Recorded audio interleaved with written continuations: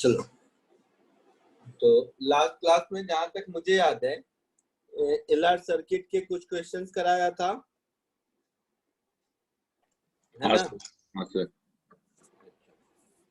और एचसीवी करके देखा सर, थोड़ा सा किया मैंने, 40 के हाँ, आसपास तक किया था सर 61 तक की किया है। हो रहा है। हाँ सर। हाँ सर, बस थोड़ा कभी कभी टाइम लग रहा है सर क्वेश्चन करने में, मतलब उतना फास्ट है। नहीं होगा। तो पहले होगा ये इम्पोर्टेंट है, फिर दूसरी बार होगा कि फास्ट होगा स्लो होगा वो बाद में। हम हो तो रहे सर, ऐसा मतलब प्रॉब्लम नहीं है। अब हम लोग इसी में नया टॉपिक पढ़ेंगे, म्यूचुअल इंडक्शन।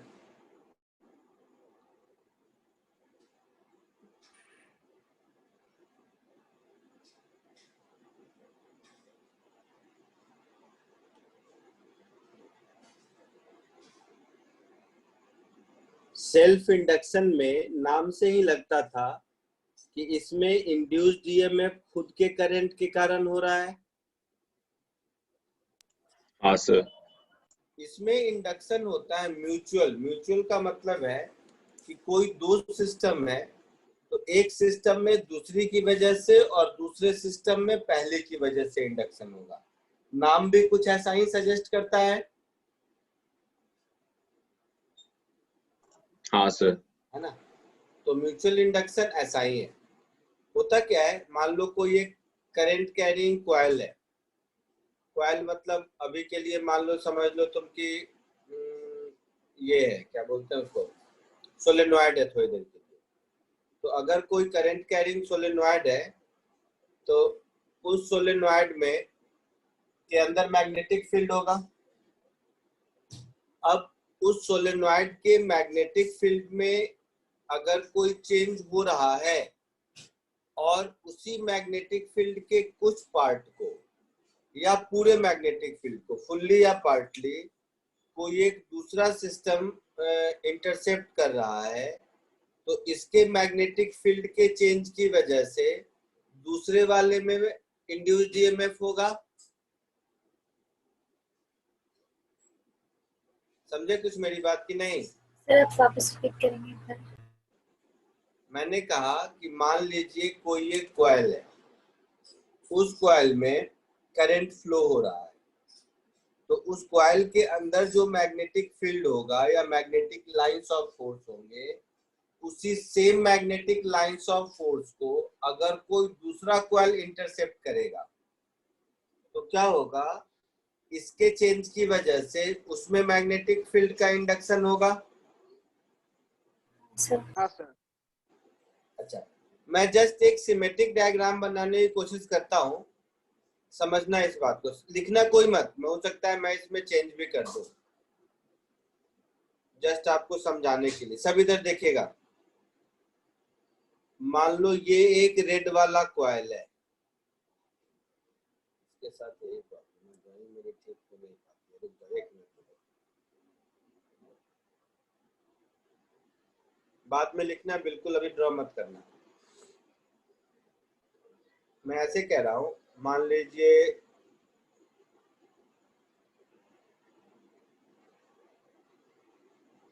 ये एक कॉइल है रेड कलर का, एक कॉइल में ले लेता हूं ब्लू कलर का, तो एक ब्लू कलर का कॉइल इसी के अंदर है। वो मेरे डायग्राम में कट करता हुआ दिख रहा है, वैसा मत समझिए, एक के अंदर दूसरा है ऐसा समझिए। हाँ सर। समझ रहे हो मैं क्या कह रहा हूँ? हाँ सर। हाँ सर। तो ये जो कट करता हुआ दिख रहा है, मतलब दोनों में कोई इलेक्ट्रिकल कनेक्टिविटी नहीं है। सर मतलब वो ओवरलैप कर रहा है क्या? ओवरलैप कर रहा है। जैसे मान लो मेरी फिंगर को देखो, मान लो एक कॉइल है, उसमें ऐसा ऐसा गैप है और ये सारे वायर इंसुलेटेड है। इसके जैसे एक स्प्रिंग के अंदर दूसरा स्प्रिंग फंसा दो, हाँ हाँ सर। सर। है ना, और स्प्रिंग के ऊपर मान लो प्लास्टिक का इंसुलेशन लगा हुआ है, तो कोई इलेक्ट्रिकल कांटेक्ट नहीं है। यस। समझे? हाँ Yes, सर। अब आप खुद सोचिए, लिखना बिल्कुल मत। मान लो मैं इसमें इस वाले कॉइल में किसी भी तरह से, रेड वाले कॉइल में किसी भी तरह से ईएमएफ चेंज कर रहा हूं, तो इस रेड वाले कॉइल में करंट चेंज होगा। हाँ सर। तो रेड वाले कॉइल में करंट चेंज होगा, तो रेड वाले कॉइल के अंदर के एरिया में मैग्नेटिक फील्ड चेंज होगा। हाँ सर। तो ब्लू वाले कॉइल के अंदर का फ्लक्स चेंज होगा। हाँ सर। तो ब्लू वाले के अंदर का फ्लक्स चेंज होगा, मतलब ए और बी के बीच एक ईएमएफ पोटेंशियल डिफरेंस जनरेट हो जाएगा ना। हाँ सर। जो आपका इंड्यूस्ड ईएमएफ होगा।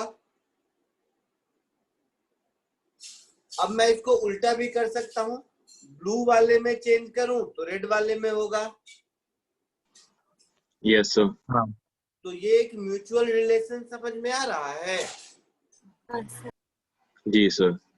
इसी को म्यूचुअल इंडक्शन कहते हैं। तो अगर ये दोनों कॉइल कुछ इस तरह से ओवरलैप्ड हैं कि कॉमन एरिया में कॉमन मैग्नेटिक फील्ड को इंटरसेप्ट करते हैं, तो किसी एक में करंट का चेंज दूसरे में ईएमएफ इंड्यूस करेगा। इस फेनोमेना को हम लोग म्यूचुअल इंडक्शन कहते हैं। आई बात समझ में? Yes, हाँ sir. सर। 2 मिनट रुक जाओ।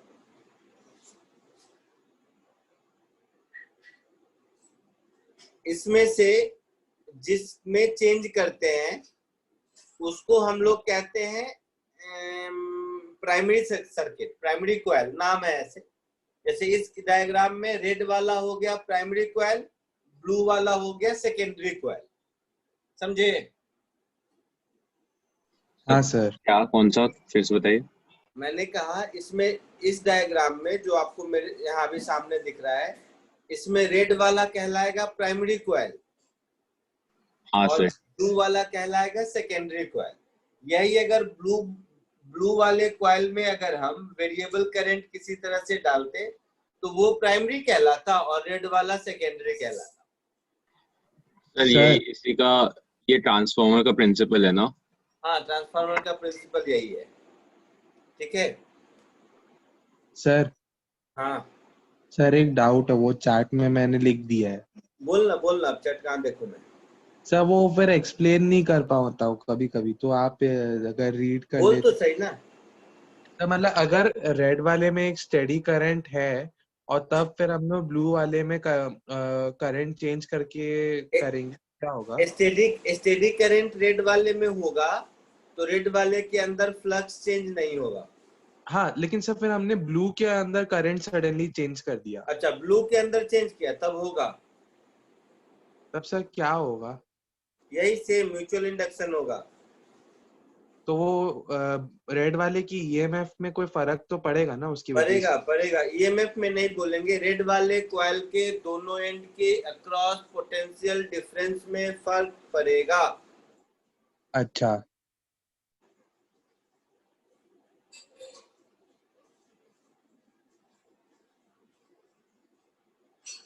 Any change in current in one coil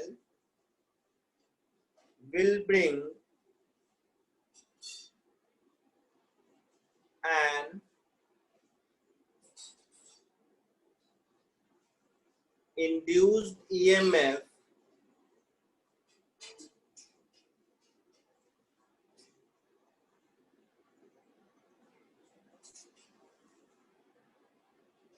across ends of other coil.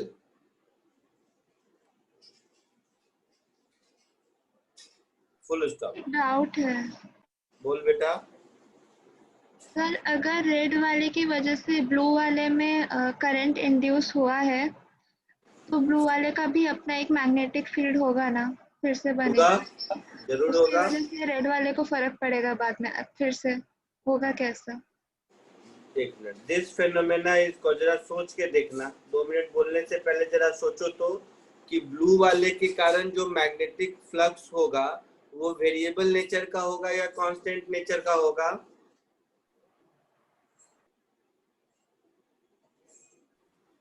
तो कांस्टेंट होगा ना? Is called mutual induction. बोलो, बोल बेटा सोच के।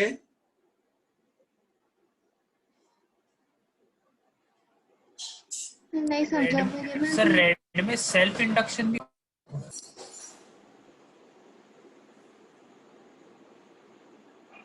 मैंने बोला कि रेड में जो करंट चेंज होगा उस करंट चेंज के कारण मैग्नेटिक फील्ड चेंज होगा। वो मैग्नेटिक फील्ड चेंज होके क्या होगा? आइदर इंक्रीज होगा और डिक्रीज होगा, यही होगा।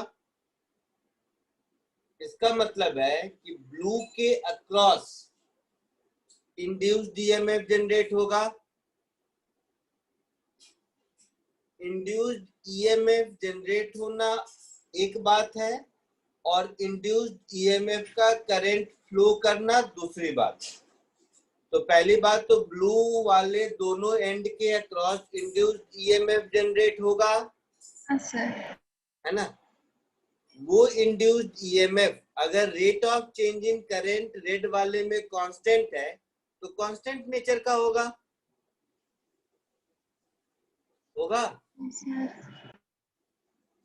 बोलो सर अगर वो कांस्टेंट नेचर का नहीं होगा, मतलब अगर हम लोग रेड वाले का ही कांस्टेंट नहीं करें तो फिर कैलकुलेट नहीं कर पाएंगे ना? या हाँ वेरिएबल होगा, फिर वेरी करता रहेगा। इक्वेशन दिया रहेगा तो कर पाएंगे, नहीं दिया रहेगा नहीं कर पाएंगे। अगर rate of current change D by d T constant है तभी इंड्यूस्ड ईएमएफ कांस्टेंट होगा। अगर rate of current change D by d T constant नहीं है तो ये भी कांस्टेंट नहीं होगा, है ना? हाँ सर। हाँ सर। तो इस पूरी कहानी में आपको दिख रहा होगा ब्लू वाले वायर के अक्रॉस जो इंड्यूस्ड ईएमएफ है, ये इंड्यूस्ड ईएमएफ प्रोपोर्शनल है rate of change in current in primary wire, that is अपने एग्जांपल में डी बाई डी टी के। सो अगर ये मेरा इंड्यूस्ड ईएमएफ कुछ ऐसा होगा minus of some constant into d I one by d t, तो ये जो प्रोपोर्शनलिटी कांस्टेंट है इसको हम लोग बोलेंगे कोएफिशिएंट ऑफ म्यूचुअल इंडक्शन। जैसे उसमें एल हुआ करता था,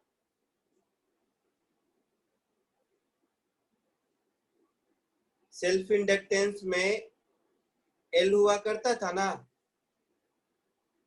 तो इसको हम लोग बोलेंगे कोएफिशिएंट ऑफ, हम बोलो म्यूचुअल इंडक्शन, और इसी का दूसरा नाम है म्यूचुअल इंडक्टेंस। बोलो कोई कुछ पूछ रहा था?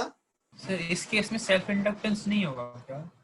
होगा, सेल्फ इंडक्टेंस भी होगा, बट एक बार में एक पढ़ेंगे। सेल्फ इंडक्टेंस पढ़ चुके हैं तो अब म्यूचुअल इंडक्टेंस पढ़ रहे हैं।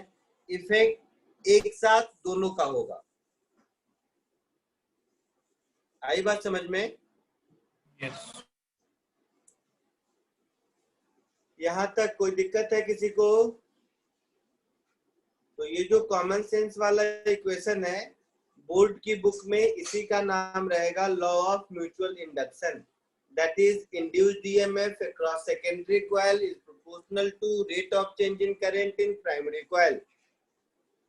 जल्दी से इसको कॉपी कर लीजिए फिर आगे बढ़ते हैं। सर ये हम मैग्नेटिक फील्ड वगैरह निकाल के डिराइव कर सकते हैं?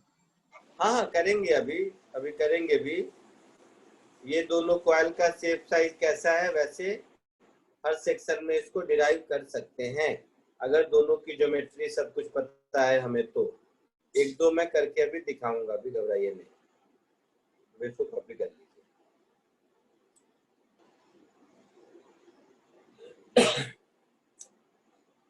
लिख लिए, आगे बढ़ो। Yes sir.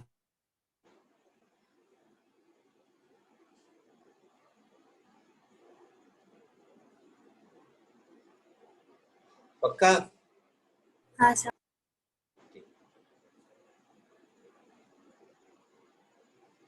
अब म्यूचुअल इंडक्टेंस के लिए एक पेयर ऑफ कॉइल चाहिए,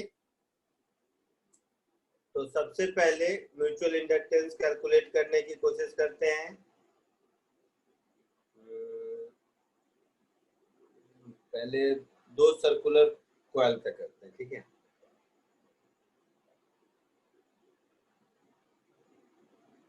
तो mutual inductance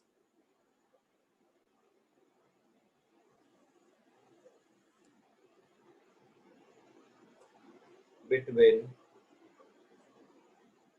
two coaxial circular coils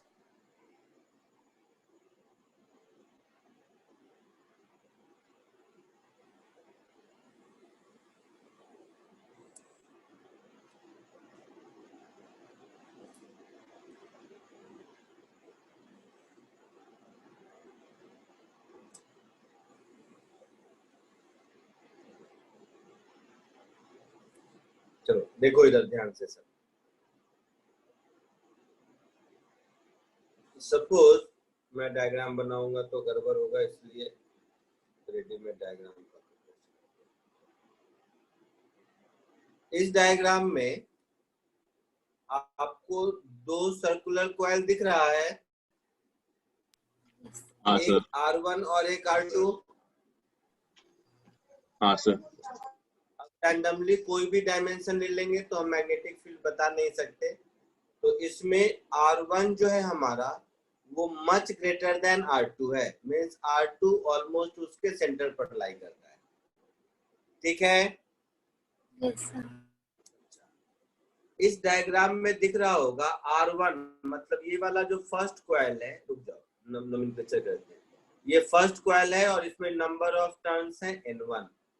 ये सेकेंड कॉइल है, इसमें नंबर ऑफ टर्न्स है N2। तो देखोगे फर्स्ट कॉइल में बैटरी लगी हुई है। हाँ सर। तो ये हमारा हो गया प्राइमरी कॉइल।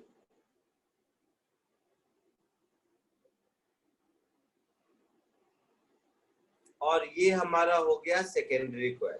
किसी को भी प्राइमरी किसी को भी सेकेंडरी बना लोगे, कोई फर्क पड़ता नहीं है। क्लियर है? Yes sir. तो प्राइमरी सेकेंडरी वर्ड छोड़ दो, ट्रांसफार्मर में ज्यादा यूज होता है तो उससे हमको मतलब नहीं। अब मान लो पहले वाले कॉइल में करंट है I1, किसी को पहला किसी को दूसरा ले सकते हो। तो एक में करंट है I1 और दूसरे में करंट है I2। तो देखो पहले वाले करंट के कारण दूसरे वाले में मैग्नेटिक फ्लक्स कितना होगा। So magnetic flux associated with second coil, तो इसको लिखेंगे सेकेंड कॉइल का नंबर ऑफ टर्न्स पहले तो मल्टीप्लाइड बाय फर्स्ट कॉइल का मैग्नेटिक फील्ड, ऐसा लिखेंगे। हाँ सर। तो ये हो गया N2 फर्स्ट कॉइल का मैग्नेटिक फील्ड। मैग्नेटिक फील्ड क्या होता है कॉइल के सेंटर पर, सर्कल के सेंटर पर? Mu not an I upon 2 तो म्यू नॉट आई, आई की जगह हो जाएगा मेरा N1 I1, ऐसा होगा, upon sir 2 pi mu not I by 2R होता है शायद। हाँ सर। सर्कल के सेंटर पे वही फॉर्मूला है ना? हाँ सर। हाँ हाँ। तो ये हो जाएगा 2R1 हो जाएगा ऐसा। यहाँ तक किसी को कोई दिक्कत है? और वो नहीं फ्लक्स सर। में V sir, dot pi A R1 है ना, तो होगा ना area। क्या बोल रहे हो? पाई R1 स्क्वायर भी तो होगा ना। हाँ, इंटू एरिया होगा, इंटू एरिया भी होगा। यहाँ तक ठीक है, B1 तक। तो इस मैग्नेटिक फील्ड को अब छोटे वाले के एरिया से मल्टीप्लाई कर देंगे। तो छोटे वाले का एरिया कितना होगा, पाई R2 स्क्वायर। होगा। हाँ सर एरिया भी। तो multiplied by pi R2 square, तो यहाँ पर फिर अब multiplied by pi R2 square. ये मेरा हो गया टोटल फ्लक्स थ्रू कॉइल 2 होगा। सो म्यू हाँ not sir. N1 N2 pi R2 square upon 2R1 mu naught N1 N2 pi R2 square upon 2R1 into I1। ये हो गया flux in second coil. तो induced EMF in second coil क्या होगा? d∅2 upon dt। तो induced EMF होगा Faraday law से minus d∅2/dt।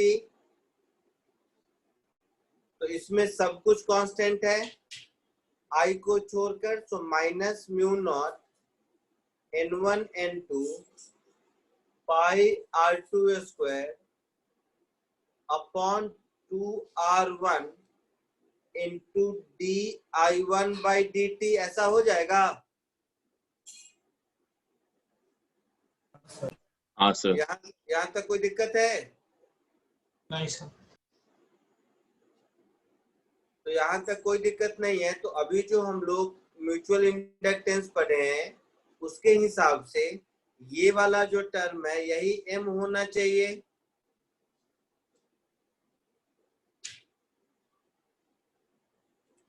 यही वाला टर्म M होना चाहिए, हाँ सर। है ना। तो इस केस में ये कोई फॉर्मूला नहीं है बेटा, आपसे हो सकता है ऐसा ही कुछ निकालने को कहे। तो M इज इक्वल टू इस केस में आ गया म्यू नॉट N1 N2 पाई R2 स्क्वायर अपॉन 2R1। ये हमारा इस केस में आंसर हुआ। आया समझ में? हाँ सर। जल्दी से कॉपी कर लीजिए।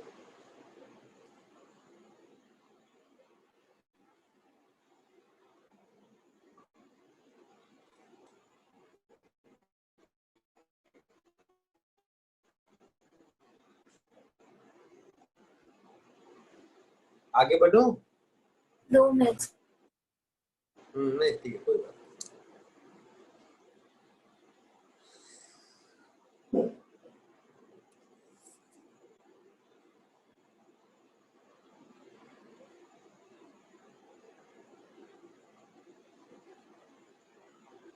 सर एक डाउट है।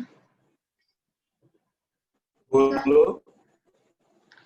सर वो जो छोटा वाला कॉइल है उसमें B1 की वजह से तो वो B1 वाला मैग्नेटिक फील्ड तो है, प्लस उसके खुद का जो करंट जो इंड्यूस्ड ईएमएफ से जो करंट आया उसके वजह से भी तो होगा ना एक अपना खुद का मैग्नेटिक फील्ड एक्स्ट्रा। बट वो चेंज नहीं होगा ना बेटा।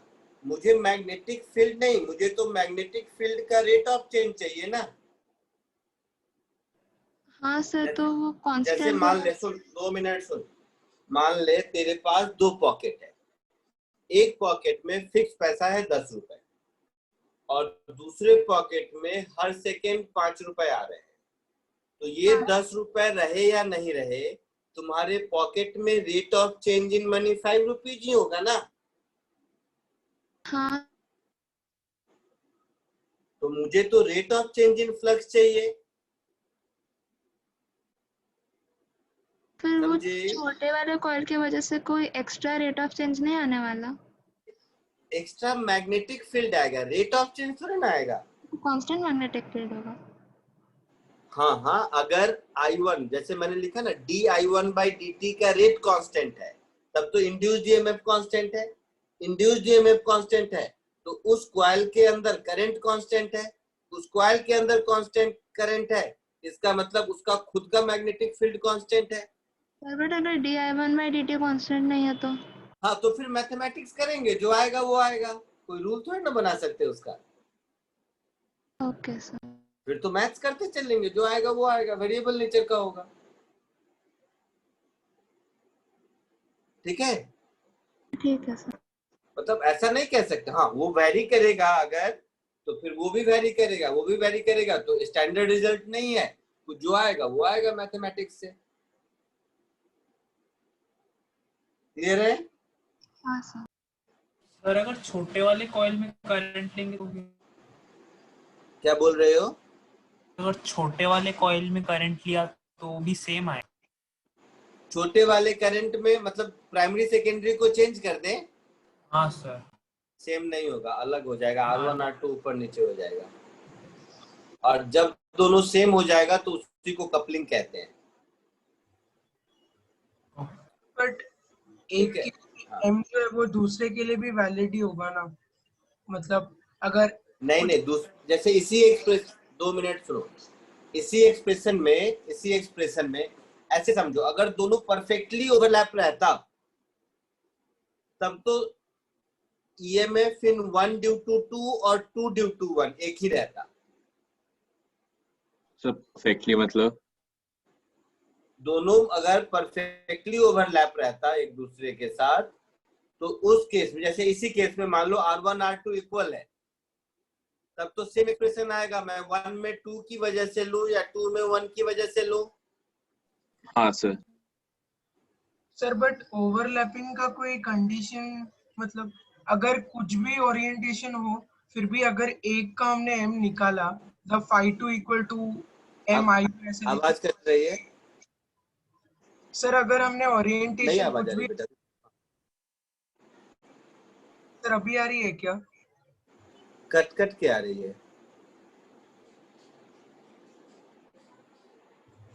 फिर गायब है। सर आ रही है क्या आवाज अभी? हाँ अभी आई, बोलो। हाँ सर, मैं ये कह रहा था कि अगर ओरिएंटेशन कुछ भी हो तो एम एक की वजह से दूसरा और दूसरे की वजह से पहला, दोनों के लिए एम तो सेम ही रहेगा ना, एम क्यों नहीं, चेंज? एम चेंज हो जाएगा ना। जैसे इसी में देखो, ये जो एक्सप्रेशन डिराइव किया है हमने, ये जो एक्सप्रेशन मैंने डिराइव किया है, इसमें मेरा बाहर वाला प्राइमरी है और अंदर वाला सेकेंडरी है। हाँ अगर अंदर वाला प्राइमरी और बाहर वाला सेकेंडरी करोगे तो न्यूमरेटर में R1 और डिनोमिनेटर में R2 आ जाएगा। सर मैं ये नहीं समझा, जब हम फ्लक्स लेंगे उसका तो फिर सर हम लोग कौन सा एरिया लेंगे? पाई R1 स्क्वायर लेना पड़ेगा कि पाई R2 सर? क्योंकि लाइक मैग्नेटिक फील्ड लाइंस तो पूरे पाई R1 स्क्वायर से नहीं नीचे। सर वो आप जो R1 स्क्वायर बाई R2 वो उल्टा जो बोल रहे हैं सर, वो मुझे मुझे नहीं लगता कि हम वो निकाल भी पाएंगे उल्टा वाला वो केस। हाँ मैं तो सुनो, एक बात है, कैलकुलेट कर पाएंगे या नहीं वो अलग चीज है, वो तो मैथमेटिक्स है कि कैलकुलेट कर पाएंगे नहीं। इसमें कोई भी ओरिएंटेशन टेढ़ा मेढ़ा कुछ भी कर दो, बट थ्योरेटिकली पहली बात एग्जिस्ट करेगा कि नहीं, तो हाँ म्यूचुअल इंडक्शन एग्जिस्ट करेगा, ओरिएंटेशन कैसा भी हो, कॉमन मैग्नेटिक फील्ड का कोई भी अगर कॉमन एरिया है तो एग्जिस्ट करेगा। ठीक है, नंबर 2 केस में एरिया एग्जिस्ट, कौन सा लेंगे? क्या हुआ? उस केस में एरिया कौन सा लेंगे? जोर से बोलो ना जरा सा। सर उस केस में एरिया क्या लेंगे? किस केस में? सर तब अंदर जब वाला हमने वो होगा प्राइमरी और प्राइमरी। सेकेंडरी स्विच कर दिया। हाँ, अब मान लो अगर मैं अंदर वाले को प्राइमरी कर दिया और बाहर वाले को सेकेंडरी कर दिया, तो अंदर वाले को प्राइमरी और बाहर वाले को सेकेंडरी कर दिया, तो कॉमन एरिया हमारा जो होगा फ्लक्स उसी में होगा। समझ रहे हो? कॉमन एरिया वो तो वापस से R2 स्क्वायर ही हो गया ना। अरे हाँ सर। सुन तो सही, वापस R2 स्क्वायर हो गया, मैं मान रहा हूँ, लेकिन इस सर्कुलर, जैसे बात हो रही है कैलकुलेट कर पाने के, तो जो सर्कुलर कॉइल के, रुको मैं यहीं पे ड्रॉ करता हूँ, एक बार एक लाइन ड्रॉ करता हूँ। कर ही नहीं सकते क्योंकि बी नहीं, वही मैं बोल रहा हूँ, निकाल नहीं सकते आप। मान लो एक मैं सर्कुलर कॉइल ऐसा बना दिया, तो इस सर्कुलर कॉइल में करंट फ्लो कर रहा है, तो बाहर कितना करंट होगा बता सकते हो क्या? मैग्नेटिक फील्ड कितना होगा? नहीं बता नहीं सकते। सर, नहीं बता। लेकिन नहीं होगा ये तो नहीं कह सकते ना, हाँ सर हाँ सर होगा सर, पता नहीं सर बट हम नहीं निकाल सकते हैं। एक मिनट बेटा, एक सेकेंड रुक जाओ। हम नहीं निकाल सकते हैं, ये हमारा लिमिटेशन है, लेकिन नहीं होगा ऐसा तो नहीं बोलेंगे, हाँ सर। है ना। अब मेरा अगर बाहर में कोई सेकेंडरी कॉइल है तो इसमें भी ये वाला फ्लक्स तो काउंट होगा ना। होगा। इसीलिए मैंने हाँ, सर। कहा कि बहुत सारे बुक में, सुनो सब लोग सुनो, कंफ्यूजन क्यों होता है। किसी बुक में आप लोग पढ़ लिए होंगे कि M12 इक्वल टू M21। हाँ सर, बाई डायरेक्शनल कोएफिशिएंट है सर। हाँ, ऐसा ही गणेश ने पढ़ा होगा, इसलिए दिमाग में ये आया कि बहुत सारे बुक में लिखा हुआ मिलेगा M12 is always equal to M21। इसी के लिए दिक्कत हो रही है। हाँ सर, यही डाउट हाँ है मेरा। सर वो भी। है ना। इसको बोलते हैं रेसिप्रोसिटी थ्योरम। हम वहां तक पहुंचेंगे, अभी मैं भी बताऊंगा कि ये होता है, ये ट्रू भी है, बट किस कंडीशन में ट्रू है। इसको सीधे कह देना कि M12 इक्वल टू M221 ये ट्रू नहीं है, ये in absence of material medium true है। मैं सिखाऊंगा थोड़ी देर में। अच्छा सर, कंडीशन भी लगते हैं क्या? हाँ, कंडीशन है। जब दोनों कॉइल के बीच कोई मटेरियल मीडियम नहीं हो, ठीक है, उस केस में M12 और M21 इक्वल होता है। इसको रेसिप्रोसिटी थ्योरम कहते हैं। यस। आई बात समझ में? हाँ सर। अच्छा, एक ये होता है। दूसरा क्या होता है, अगर परफेक्ट कपलिंग हो। परफेक्ट कपलिंग का मतलब जो मैंने एग्जांपल दिया था कि एक कॉइल में मान लो 10 नंबर ऑफ टर्न है, दूसरा भी कॉइल है, same area same length, 10 number of turn है, जस्ट एक दूसरे में एकदम परफेक्टली कपल्ड है, तो उस केस में हो जाएगा। हाँ सर, ठीक है। समझ रहे हो? तो इसीलिए 2 मिनट में भी खत्म नहीं हुआ है। एक बार ये खत्म हो जाता है, फिर अपने मन में कुछ थ्योरी जनरेट करना, मतलब इस तरह का। नहीं तो बुक में बहुत जगह तुम लोगों ने पढ़ा होगा M12 इक्वल टू M21, वही दिमाग में बैठा हुआ है, इसलिए घूम फिर के अलग अलग लैंग्वेज में वही क्वेश्चन पूछ रहे हो और कुछ नहीं। ठीक है? Okay sir. आगे बढ़ो। हाँ सर। नेक्स्ट लिखिए, म्यूचुअल इंडक्टेंस बिटवीन, अभी क्या किया था, टू सर्कुलर कॉइल किया था ना, अब कर देते हैं म्यूचुअल इंडक्टेंस बिटवीन सोलेनॉइड, या सोलेनॉइड एंड अ कॉइल, कुछ ऐसा बोल दो।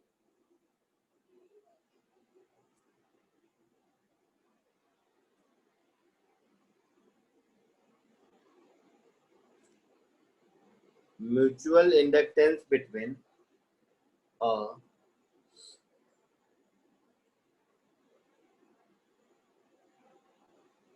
solenoid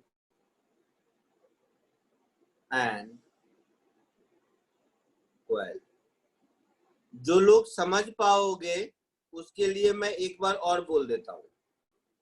जो एग्जांपल पहले गणेश ने दिया कि एक कॉइल के कारण दूसरे में, अगर इन दोनों कॉइल के बीच में जो खाली जगह है उसमें कोई मटेरियल मीडियम नहीं होता, मतलब मटेरियल मीडियम नहीं होने का मतलब है मैग्नेटिक फील्ड किसी भी तरह से एस्टेब्लिश नहीं हो पाता।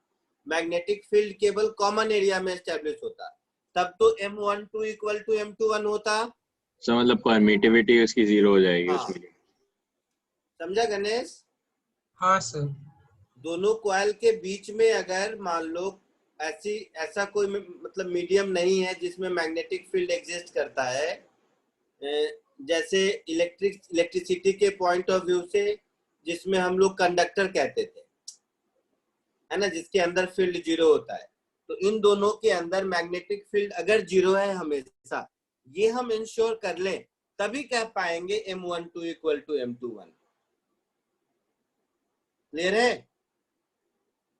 सर अगर कुछ मटेरियल होता तो फिर वो चेंज होता कैसे? हाँ, हम कैलकुलेट नहीं कर पाएंगे, बट वो एग्जिस्ट करेगा, मैं ये कह रहा हूँ। Okay sir. मतलब कैलकुलेट नहीं कर सकते, ये हमारा मैथमेटिकल लिमिटेशन है, लेकिन इसका ये मतलब नहीं कि नहीं होगा। सर हम ये बता सकते हैं कि वो ज्यादा होगा या कम होगा जितना हम लोग कैलकुलेट कर रहे हैं? नहीं नहीं नहीं, ये सब नहीं बता सकते हम। हाँ होगा, ये पक्का है। जैसे मान लो, देखो हम लोग इलेक्ट्रिक फील्ड या मैग्नेटिक फील्ड ये सब certain shape size certain condition में ही बताते हैं ना, जो मैथमेटिक्स फॉलो करता है। इसका ये मतलब नहीं है कि रैंडम शेप साइज का कॉइल हो तो मैग्नेटिक फील्ड कहीं किसी रैंडम पॉइंट पर नहीं होगा, ऐसा नहीं है, होगा ही, हम नहीं कैलकुलेट कर सकते। जितनी मैथमेटिक्स हमें आती है हम नहीं, लेकिन इसका मतलब ये नहीं, अदरवाइज कैसा भी करंट कैरिंग कंडक्टर है और दुनिया का कोई भी पॉइंट है, इसके कारण दूसरे पर मैग्नेटिक फील्ड होगा जरूर, समझे? हाँ सर। चलिए, mutual inductance between solenoid and a coil. तो इसमें प्रॉब्लम नहीं हो ज्योमेट्री में, इसीलिए सोलेनॉइड को केवल मैंने इस बॉक्स से बना दिया और इसके ऊपर एक कॉइल में मान लो ऐसा कर देता हूँ, देखो दूसरा कलर से, इसके ऊपर मैं कोई एक कॉइल लगा देता हूँ। तो वो जो ब्लैक बॉक्स बना हुआ है वो सोलेनॉइड है। तो ये जो ब्लैक वाला है उसको मैं इधर लिख देता हूँ, कुछ भी मुझे नहीं पता। तो ये जो ब्लैक वाला है उसमें नंबर ऑफ टर्न्स हैं N1 और उसमें करंट फ्लो हो रहा है मान लो I1। इस सोलेनॉइड का लेंथ मान लो, दोनों कॉइल का कॉमन लेंथ मान लो L है। इस कॉइल का कॉमन लेंथ मान लीजिए L है, स्मॉल l लिख देते हैं, नहीं तो सेल्फ इंडक्टेंस से वेरी करेगा। अब देखो ये जो ब्लैक वाला I1 है, इस ब्लैक वाला I1 में अगर कोई चेंज होगा तो ये जो ग्रीन वाला पॉइंट A और पॉइंट B है, इसके क्रॉस EMF इंड्यूस्ड होगा। हाँ सर। होगा।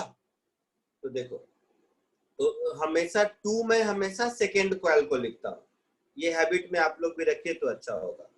तो फ्लक्स थ्रू सेकेंड कॉइल, ये क्या हो जाएगा, number of turns in second coil multiplied by magnetic field due to 1 multiplied by area of cross section, यही होगा। सर सेकंड कॉइल है कौन सा वाला? Green, green. Okay sir. जो पॉइंट ए और बी लिखे हैं वो सेकेंड है और जिसमें करंट दिखा रहा हूं वो प्राइमरी है हमेशा। Okay sir. तो सेकेंड कॉइल में, दैट इज ग्रीन वाले में, नंबर ऑफ टर्न्स मान लो N2 है, लेंथ L वही है। तो N2 नंबर ऑफ कॉइल हो गया, हर कॉइल का एरिया A है और हर कॉइल के अंदर मैग्नेटिक फील्ड B1 है। B1 क्या होगा, प्राइमरी के कारण मैग्नेटिक फील्ड। तो इसको हम लिखेंगे N2 इंटू A और B1 को लिखेंगे mu naught small n into I1, ऐसा होता था। हाँ सर, लॉन्ग सोलेनॉइड के लिए। इसमें स्मॉल n, हाँ इसीलिए तो सोलेनॉइड वर्ड लिखा है। स्मॉल n का मतलब number of turns per unit length. तो स्मॉल n को हम लिखेंगे N1 अपॉन L।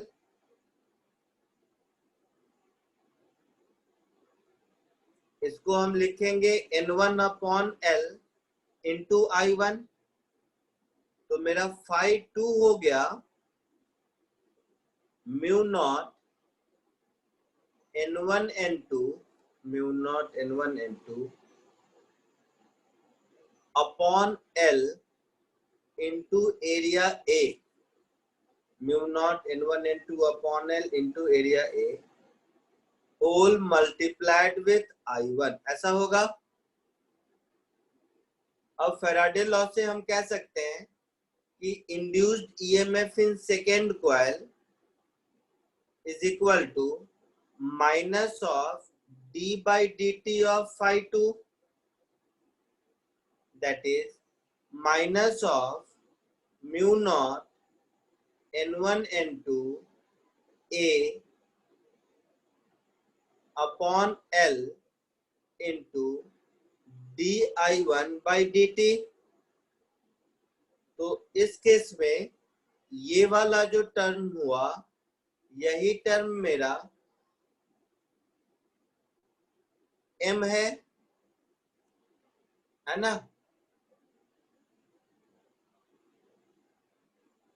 हाँ सर। पकड़ लीजिए, मैं फिर कह रहा हूँ ये सब फॉर्मूला नहीं है, अलग तरह के कॉम्बिनेशन के लिए m निकालना पूछ सकता है आपसे।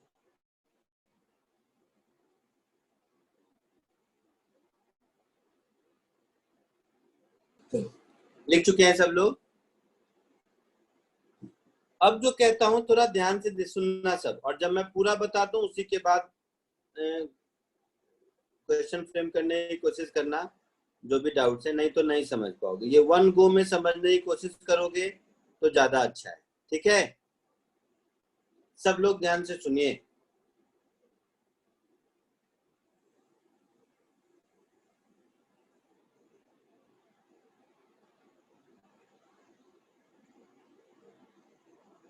यही वही बात जिस पे डिस्कशन हम पहले कर रहे थे।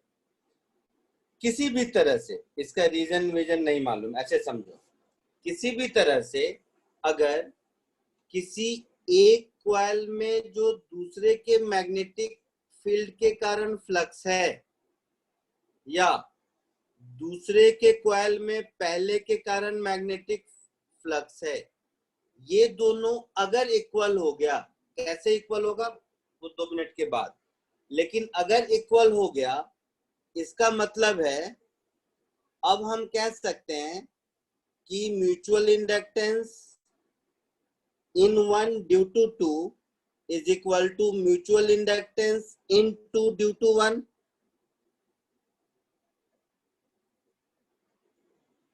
हाँ हाँ या सर। ना? यहां तक किसी को कोई दिक्कत है इस स्टेटमेंट में? नहीं सर। नहीं सर।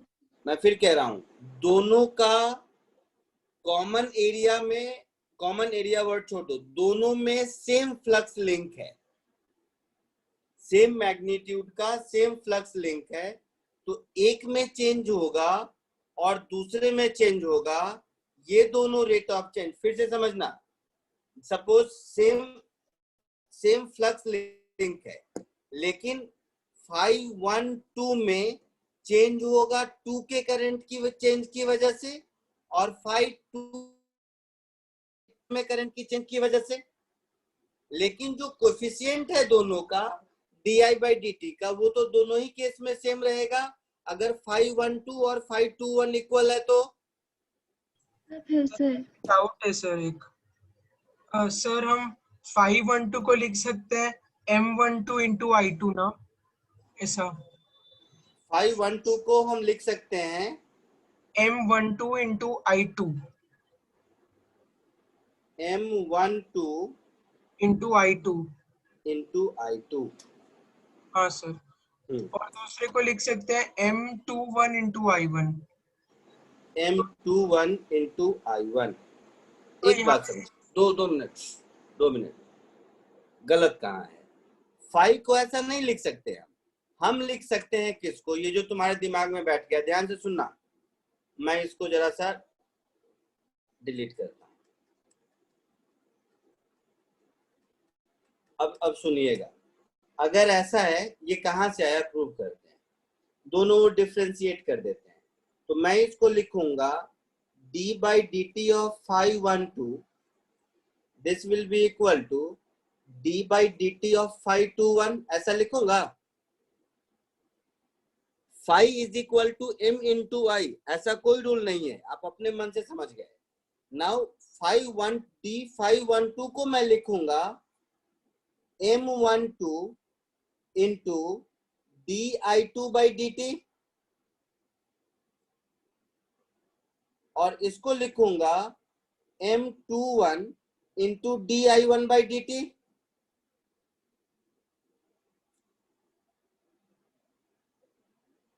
Yes sir. यहां तक कोई दिक्कत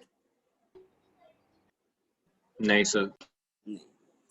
तो अब मैं ऐसा लिखूंगा m12 into di2 समझने के लिए is equal to m21 into di1, ऐसा। यहाँ तक कोई दिक्कत? नहीं। तो इसका मतलब क्या हुआ? इसका मतलब ये हुआ कि मैं 1 यूनिट का करंट चेंज करूं एक कॉइल में, उससे दूसरे में जो फर्क पड़ेगा, ये दोनों ही केस में, दोनों रेसिप्रोकेटिंग थ्योरम में सही है।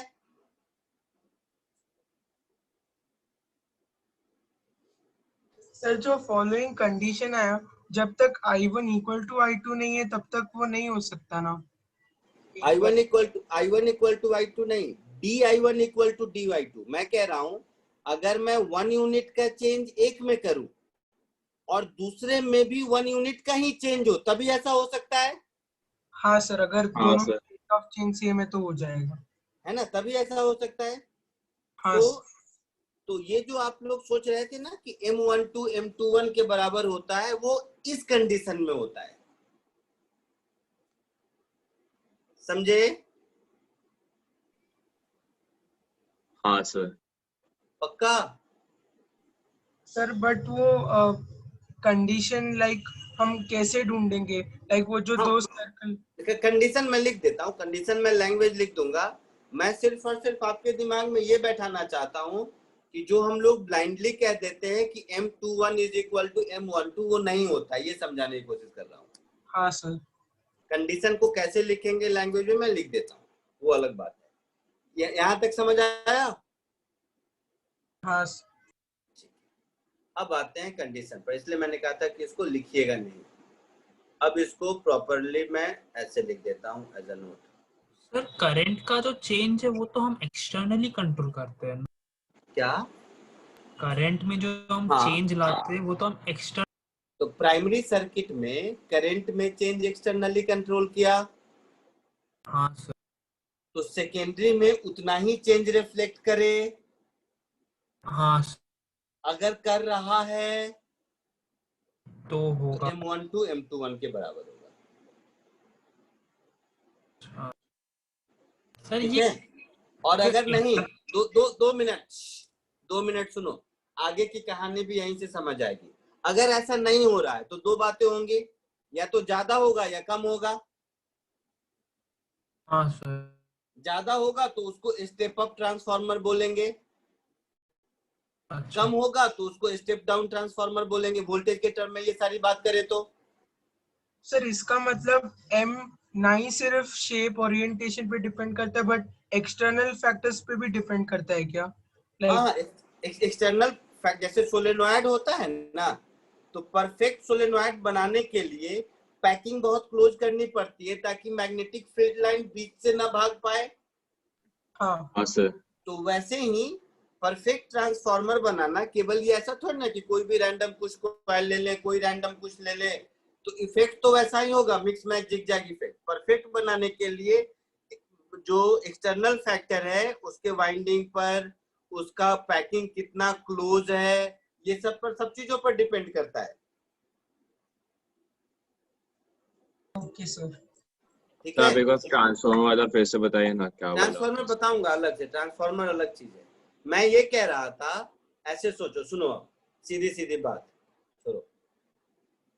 तो M12 और M21 दोनों अगर अलग अलग नहीं होता, ध्यान से सुनना सब, अगर दोनों M12 और M21 अलग अलग नहीं होता, तो अगर हम प्राइमरी सर्किट में 1 वोल्ट सप्लाई करते तो सेकेंडरी सर्किट में 1 वोल्ट ही मिलना चाहिए था, न कम न ज्यादा।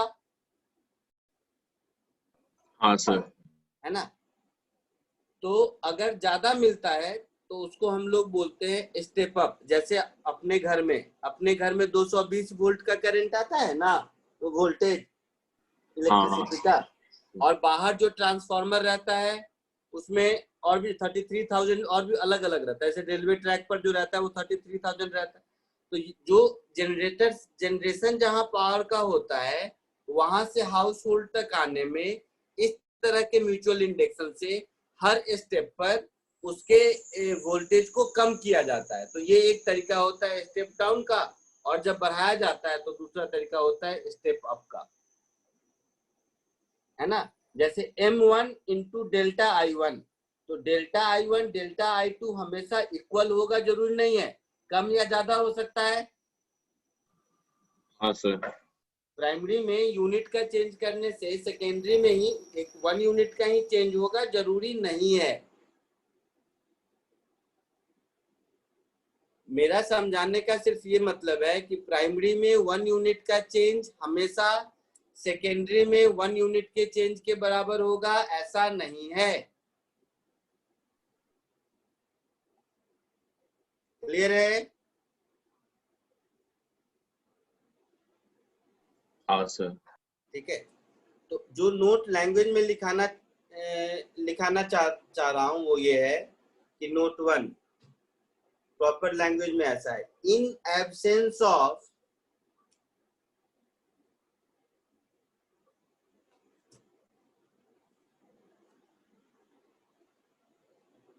Any material medium. इस बात को जरूर याद रखना। ऑल्दो 99% जगह M12 M21 इक्वल करने से काम चल जाएगा, प्रॉब्लम भी सॉल्व हो जाएंगे, क्योंकि ये एक हिडन अजम्पशन है जो हम मान के चलते हैं। तो जैसे सोलेनॉइड में कैसे मान के चलते हैं लॉन्ग सोलेनॉइड है, वो लॉन्ग वर्ड लिखे या नहीं लिखे, म्यू नॉट एन ही लगाते हैं क्योंकि दूसरा फॉर्मूला मालूम नहीं है।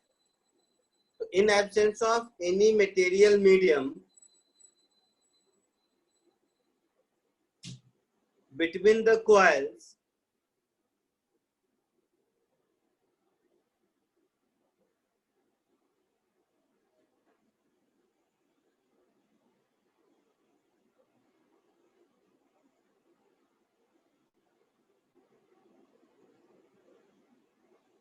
coefficients of mutual induction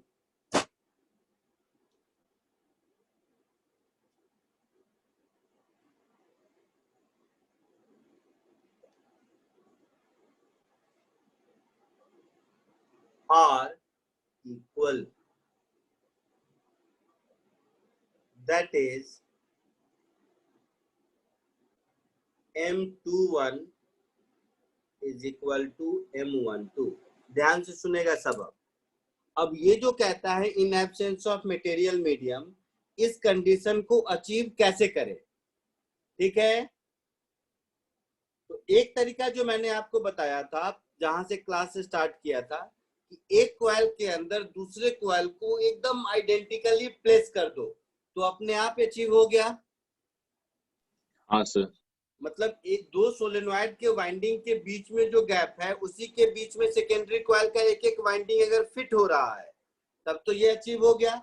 इससे भी हम लोगों ने क्या किया, दोनों वाइंडिंग के बीच कोई मटेरियल मीडियम दूसरा नहीं हो, यही इंश्योर किया ना। हाँ सर। समझे मेरी बात? गणेश, आया समझ में मैं क्या कह रहा हूं? Yes. हाँ This property of mutual inductance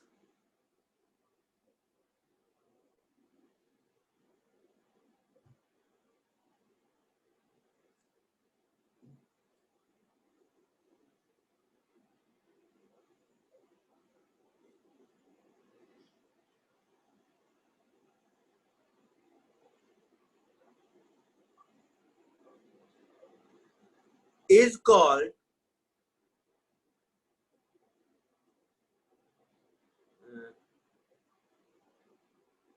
reciprocity theorem।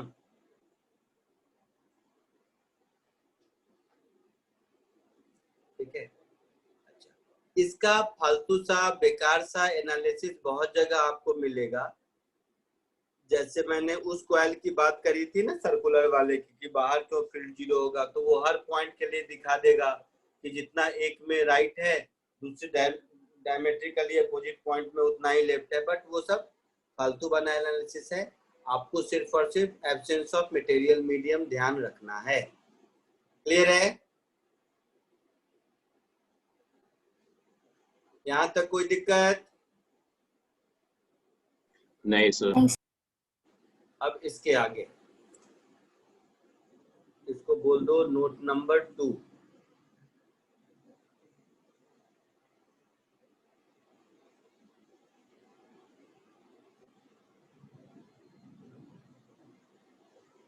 Ideally अभी तक तो जेई में ये कपलिंग वपलिंग पूछा नहीं है, लेकिन एज अ थ्योरी एनसीईआरटी के बुक में लिख देता है, बट अभी तक का रिकॉर्ड है कि पूछा नहीं है। तो थोड़ा सा इस बात को समझ लेते हैं। हम लोग क्या करते हैं कि मान लेते हैं मेरे पास, अच्छा अब अभी के बाद सब लोग ध्यान से सुनेगा, अभी के आगे हम लोग जो भी पढ़ेंगे वो जो फर्स्ट नोट अभी ब्लैक में लिखा है कि in absence of material medium, ये एक हिडन एजम्पशन है, हमेशा होता है, ये मान के पढ़ेंगे। क्लियर है? अनलेस कहा नहीं जाए। अच्छा, तो अब हम लोग क्या करते हैं, मान लो कि मेरे पास कोई भी एक सेट ऑफ एक पेयर है। तो अगर हमारे पास एक पेयर है तो उस पेयर में अगर हम M12 लिखें, आप लोग 2 मिनट के बाद कॉपी कीजिएगा, अगर मैं M12 लिखूं और इधर M21 लिखूं, तो M12 को मैं लिख दूंगा 512, है ना। M12 को मैं लिख दूंगा 512 मल्टीप्लाइड बाय 1 में जितने भी नंबर ऑफ टर्न्स रहे होंगे सर नहीं, डिवाइडेड बाय, क्या हुआ? अच्छा सर आप उल्टा एक्सप्रेशन लिख रहे हो हाँ। क्या? तो चलिए मैं ऐसे ही लिखता हूँ, चलिए कोई बात नहीं, 5 से ही शुरू करते हैं। मैं M से शुरू कर गया, 5 से ही शुरू कर देता हूँ, रुक जाइए। अगर इसमें दिक्कत है तो ऐसे मैं लिख देता हूँ 512, तो 512 को लिखूंगा M12 मल्टीप्लाइड बाय I2, ऐसा लिखूंगा। हाँ सर। और इधर 521 इसको लिख दूंगा M21 मल्टीप्लाइड बाय I1, ऐसा लिख दूंगा। हाँ सर। इसमें किसी को कोई दिक्कत है इस नोमेनक्लेचर में? 1 2 और 2 1 के नोमेनक्लेचर में कोई दिक्कत है? नहीं सर। नहीं दिक्कत है। तो यहां से मैं ऐसा लिख सकता हूं M12 is equal to 512 divided by I2, जो मैं पहले लिखा था। यहां से मैं लिख सकता हूं M21 is equal to 521 upon I1, ऐसा लिख सकता हूं। हाँ सर। क्लियर है? अब देखो, अगर जो मैं कह रहा था कि अगर दोनों कॉइल क्लोजली पैक्ड हैं, if two coils are closely packed,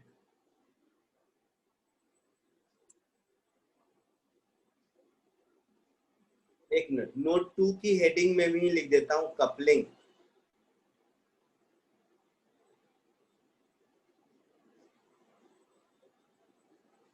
coupling word सुन के ही लगता है, बहुत बार देखते होगे, अगर कभी किसी प्लम्बर वगैरह के दुकान में जाओगे तो जहां जिस किसी भी चीज की कपलिंग मिलती है, मतलब क्या, परफेक्ट फिट होना, उसी को कहते हैं। तो two coils are closely packed, मतलब दोनों एक दूसरे में परफेक्टली फिट हो गए। तो परफेक्टली फिट हो गए तो दोनों सेम फ्लक्स इंटरसेप्ट करेंगे, है ना। दोनों का एरिया वेरिया सब सेम है, तो दोनों में सेम ही फ्लक्स रहेगा ना बेटा। Yes sir. That is 512 is equal to 521, ऐसा होगा।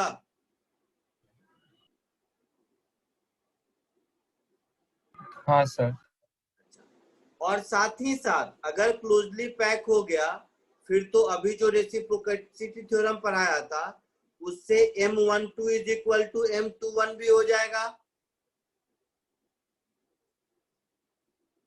अगर क्लोजली पैक हो गया तो सेकेंड कंडीशन ऑटोमेटिकली आ गया ना।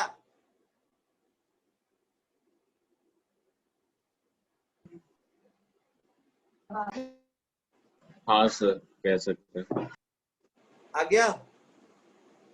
तो अब अगर हम इन दोनों को मल्टीप्लाई करेंगे, ऐसा कर देते हैं, दोनों इक्वल है तो ब्रैकेट में लिख लो इक्वल टू m से, मतलब ऐसा मान लेते हैं। तो दोनों को, इन दोनों को अगर हम मल्टीप्लाई कर देंगे तो अब ऐसा लिख सकते हैं m स्क्वायर, यहाँ पर अब समझना है सबको, m square is equal to 512 into 521 upon I1 I2, ऐसा लिखेंगे। सर 512 और 521 तो सेम है। हाँ सेम है, तो अभी सेम करेंगे क्योंकि एक चीज मुझे दिखाना है इसके लिए। ऐसा होगा, सेल्फ इंडक्टेंस से कंपेयर करना है मुझे, इसके लिए मैंने ऐसा लिखा। ऐसा लिख सकते हैं। हाँ तो इसको अगर मैं ऐसा कर दूं 512 521, जरा सा ध्यान से देखना, N1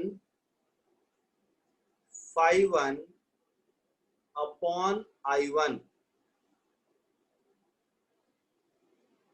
multiplied by N2 5 upon I2, ऐसा लिख सकते हैं। सर 5-1 और 5-2 क्या है? एक में फ्लक्स, जैसे अगर दोनों, ध्यान से समझो सब लोग, दोनों में फ्लक्स कॉमन है 521 या 512। हाँ सर। तो 512 को मैं लिख सकता हूं N1 इंटू 5-1। सर क्यों? क्यों? फिर से सब लोग सुनेगा चुपचाप। अब दोनों में कॉमन फ्लक्स का नाम रख दिया मैंने 512 या 5 रख दिया, चलो मैंने दोनों में कॉमन फ्लक्स का नाम रख दिया 5 रख दिया। Yes sir. तो वो जो 5 होगा उसको हम N1 5-1 लिख सकते हैं पहले कॉइल में। क्यों सर, मुझे नहीं समझा। अरे एक कॉइल में फ्लक्स को कैसे लिखते हो? Number of turn multiplied by flux associated with each turn. हाँ सर। अच्छा लिखते सर, हो? 5-1 एक ही टर्न का है बस। सर N1 5-1 दो is मिनट। N2 5-2। तो total flux in a coil, इसको हम लिखते हैं number of turn multiplied by flux associated with each turn. हाँ।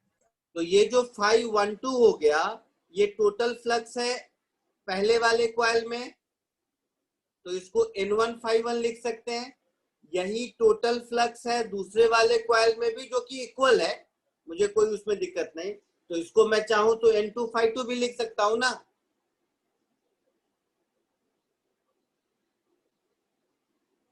इस टर्म में लिखा क्योंकि मुझे एक रिलेशन एस्टेब्लिश करना है और कुछ नहीं। हाँ सर, लिख सकते। ऐसा लिख सकते हैं। हाँ सर। सब लोग सोच के फाइनली बोलो, तभी लिखूंगा, नहीं तो नहीं लिखूंगा मैं। गणेश बोल। हाँ सर, मैं सोच रही हूँ, मैं अभी तक मतलब अभी तक नहीं कंफर्म हुआ। सुनो फिर से मेरी बात सुनो, स्क्रीन पर से ध्यान हटाओ। मान लो कि टोटल फ्लक्स है 10 यूनिट का, एक कॉइल में भी और दूसरे कॉइल में भी। तो इस कॉइल में नंबर ऑफ टर्न 2 है, तो हम 10 को लिखेंगे ना 2 इंटू 5। हाँ। दूसरे वाले में नंबर ऑफ टर्न मान लो 4 है, तो उसमें मैं क्या लिखूंगा 4 इंटू 1.5।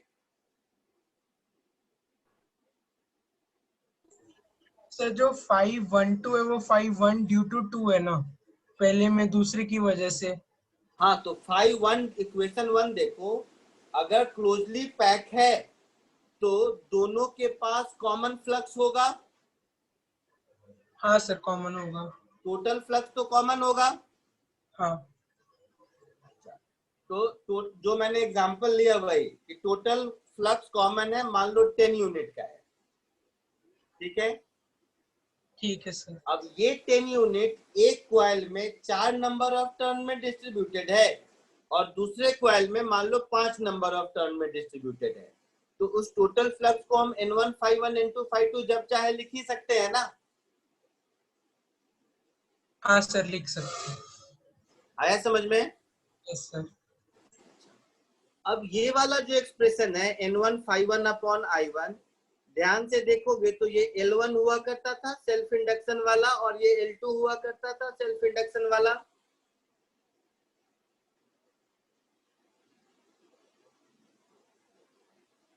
लास्ट क्लास का लेक्चर नोट देखो, या मैं यहां पर बता देता हूं। लास्ट क्लास में था d phi by d t is equal to L into d I by d t, यही था। खुद का फ्लक्स खुद का करंट, हाँ सर।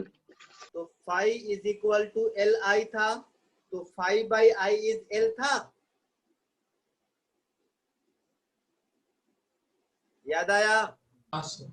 हाँ सर। सर एन का क्या? हाँ, सर। N1 और अरे N2? वो तो मैं एक टर्म के लिए लिखा, पूरे टर्म के लिए लिखूंगा तो यहाँ फाई टोटल फ्लक्स है, लोग बिना फाई टोटल फ्लक्स है। एक स्टेप में छोड़ दिया तो चलो यहाँ तक, ठीक है। Next step, phi total flux को अब मैं लिखूंगा N1 phi1 dt is equal to L d I by d t, है ना? हाँ सर। अब आया समझ में? हाँ। N1 phi1 is equal to L I, तो L is N1 phi1 upon, आया समझ में ये बात? जी सर। तो ये m is equal to L1 into L2 है। अब ये कब, तो ये तो तब, यही समझना है। मैं फिर कह रहा हूँ, जेई में न्यूमेरिकल इसका नहीं पूछा है अभी तक और चांसेस भी कम है पूछने के, लेकिन इस थ्योरी को समझिए। अगर आपका m under root L1 L2 के बराबर है, तब हम लोग कहते हैं कि कपलिंग परफेक्ट है। कपलिंग परफेक्ट का मतलब है कि कोई फ्लक्स में लीकेज नहीं हो रहा है। जो फर्स्ट कॉइल का फ्लक्स है वो पूरा का पूरा सेकेंड कॉइल इंटरसेप्ट करता है and other way round. Clear है? हाँ सर। तो यहां से तो ये जो है ना m is equal to under root L1 L2, इसको हम लोग कहते हैं कपलिंग का condition, condition for perfect coupling. ये थ्योरेटिकल इंपॉर्टेंस का है, न्यूमेरिकल इसके नहीं पूछे जाएंगे। एचसी वर्मा बुक में भी एक भी न्यूमेरिकल नहीं है और आपके बुकलेट में भी नहीं मिला, बट थ्योरेटिकल क्वेश्चन पूछ सकता है। तो इसको बोलते हैं कंडीशन फॉर परफेक्ट कपलिंग।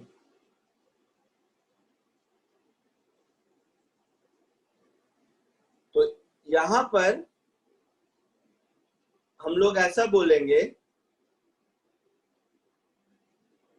कि if m is equal to under root L1 L2, फिर तो जैसा मैंने अभी कहा यह है परफेक्ट कपलिंग।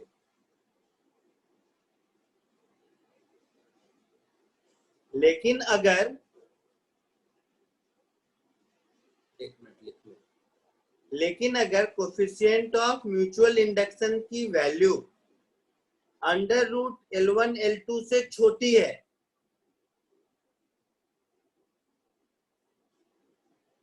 तो अगर ये अंडर रूट L1 L2 से छोटी है, इसका मतलब है कुछ लीकेज फ्लक्स का जरूर हो रहा है। लीकेज हो रहा है का थ्योरेटिकल मीनिंग ये है कि एक कॉइल में जितने फ्लक्स प्रोड्यूस हो रहे हैं वो सारा का सारा फ्लक्स सेकेंड कॉइल इंटरसेप्ट नहीं कर पा रहा है ना? तो इस केस में कुछ लीकेज है।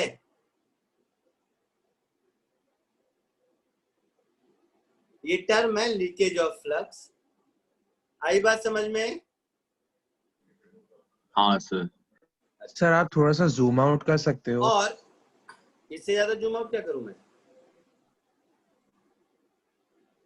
इन जनरल हम इसको लिखते हैं m is equal to some constant under root L1 L2।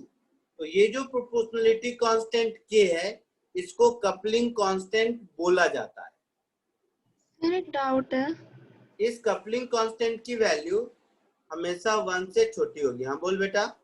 Sir इसके लिए रेसिप्रोसिटी थ्योरम का ट्रू होना जरूरी क्यों है? उसके बिना भी तो हो ही जाएगा ना। क्या? सर मतलब उसके बिना कभी नहीं होगा बेटा। नहीं सर, अगर M1 to M2 1 अगर दो कॉइल के बीच अगर ध्यान से सुनना, अगर दो कॉइल के बीच कहीं भी मटेरियल मीडियम है, या हम कहें एक परफेक्टली एक दूसरे को ओवरलैप नहीं कर रहा है, तो जरूर एक का लीकेज दूसरे में होगा। हाँ sir, okay okay okay sir. है ना, जरूर एक का लीकेज दूसरे में होगा। तो इस के को हम लोग कपलिंग कांस्टेंट कहते हैं। सर वो थोड़ा सा ऊपर जाइए ना, वो ऊपर का थोड़ा सा छूट गया एक था। मैं सब लिखवा दूंगा, घबराओ मत। अब इस कपलिंग कांस्टेंट को डिफाइन करने का तरीका कॉमन सेंस है। वैसे इसका एक्चुअल डेफिनेशन देखोगे तो ऐसा होगा, K is equal to magnetic flux, meaning भी यही है, खुद भी समझ आ जाएगा, linked with secondary coil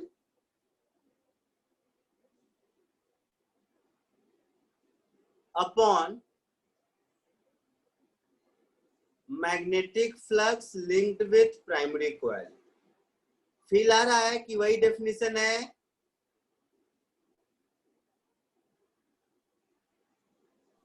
yes sir. क्योंकि दोनों अगर इक्वल होगा तो के की वैल्यू 1 हो ही जाएगी ना। तो के का एक्चुअल मैथमेटिकल डेफिनेशन ये होता है, I mean theoretical definition.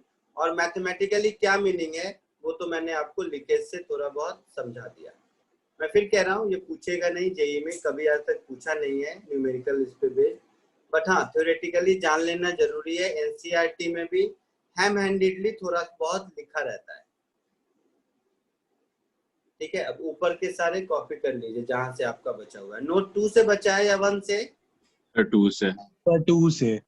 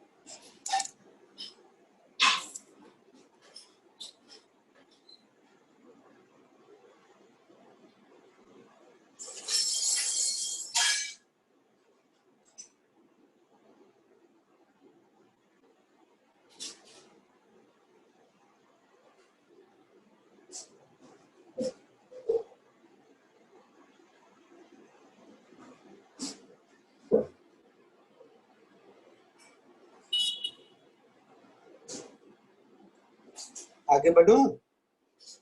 Sir 1 minute.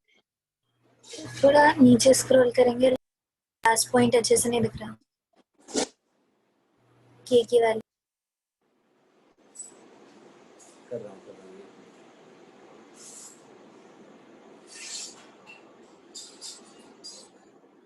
और नीचे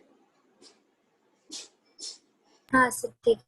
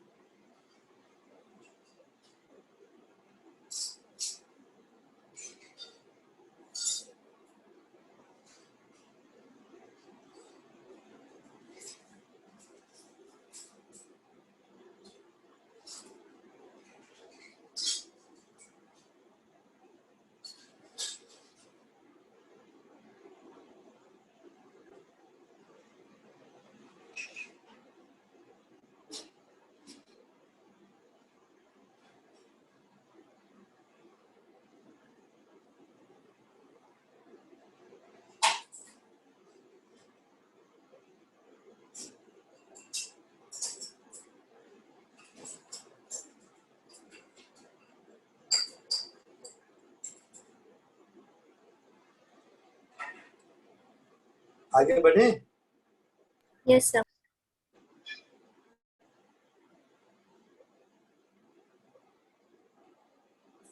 सबका हो गया? सर एक सेकंड।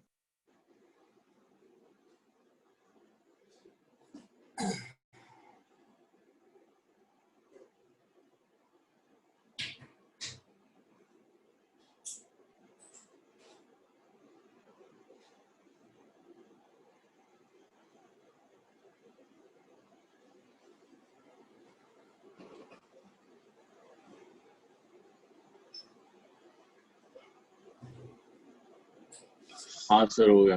हो गया? चलो नोट 2 के बाद नोट 3।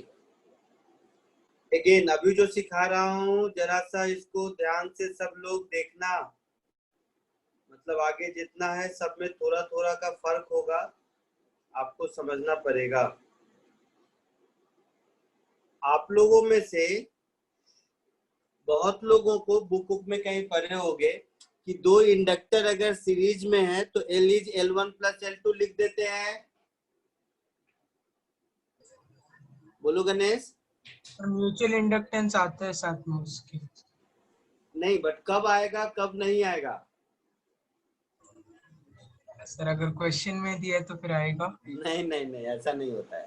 ध्यान से सुनना, ध्यान से सब सुनना। वैसा नहीं है। अगर होगा भी तो प्लस होगा कि माइनस होगा? चलो मान लो क्वेश्चन में म्यूचुअल इंडक्टेंस दिया हुआ है, दोनों में फ्लक्स एक ही डायरेक्शन में तो प्लस होगा, ऑपोजिट में माइनस, तो ठीक है। तो क्वेश्चन में आएगा वाला वर्ड को थोड़ा सा हटाते हैं, आप समझते हैं एक एक कंडीशन को। इसमें इसी में लिखते चलते हैं, केस 1 कह दो इसको।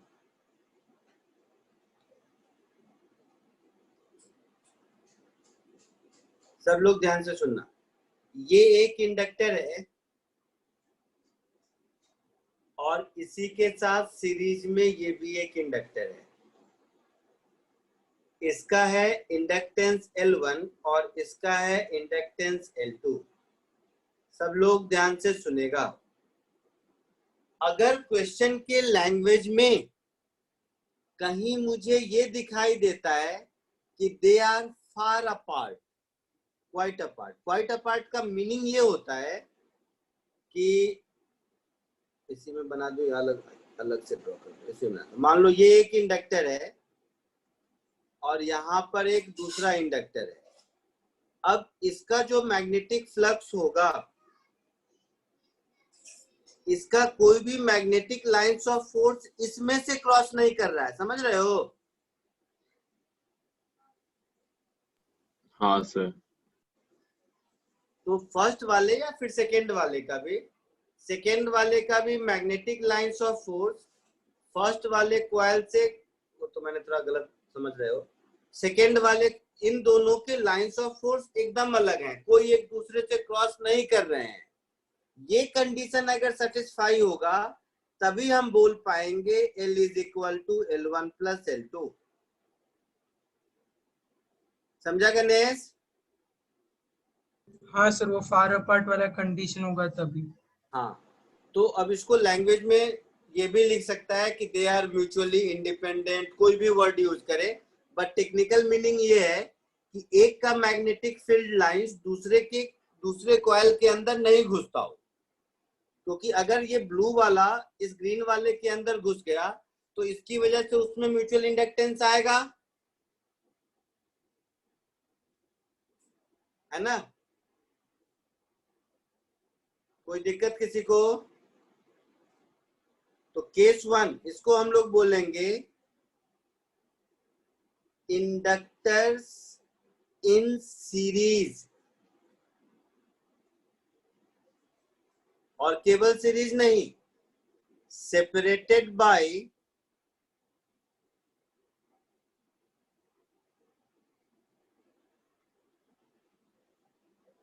large distance from each other।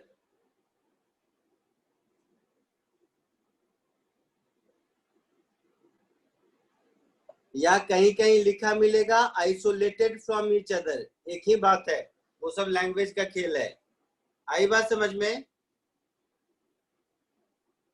तब हम लोग इसको यूज करेंगे। कोई दिक्कत किसी को? नहीं सर। इसका प्रूफ चाहिए? प्रूफ सिंपल है। अगर सीरीज में है तो same amount of current flow करेगा। तो हाँ sir. Potential difference between A and B को हम ऐसे लिख सकते हैं, potential difference between A and B को हम ऐसे लिखेंगे माइनस L1 di/dt, सेम आई है, माइनस L2 di/dt। तो यहाँ पर minus common L1 plus L2 di/dt ऐसा लिखेंगे। तो ये जो L1 प्लस L2 है यही L इक्विवेलेंट हो जाएगा।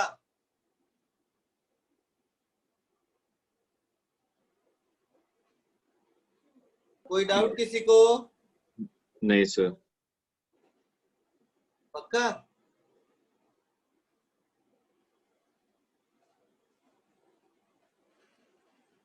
आगे बढ़े? एक से नोट करना है। कॉपी कर लीजिए, बचा हुआ है तो कॉपी कर लीजिए जरा सा।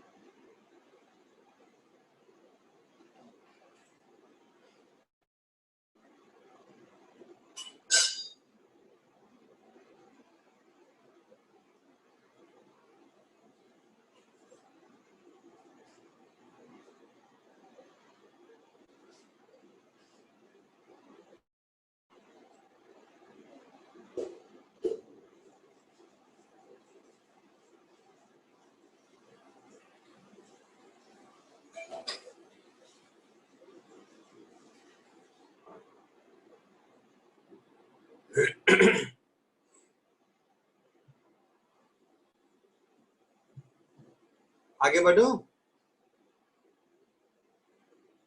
हाँ सर।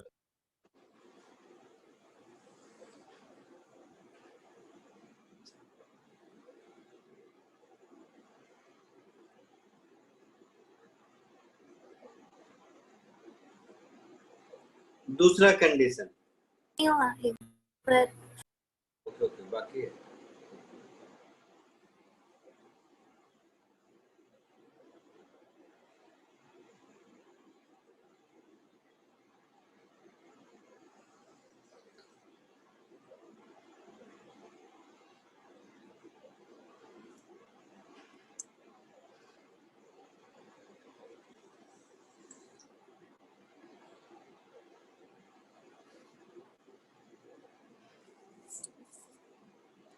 हाँ सर हो गया।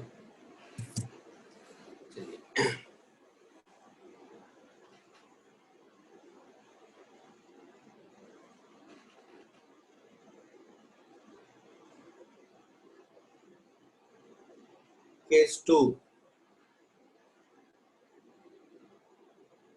वही कहानी है, कुछ नया नहीं। Parallel combination.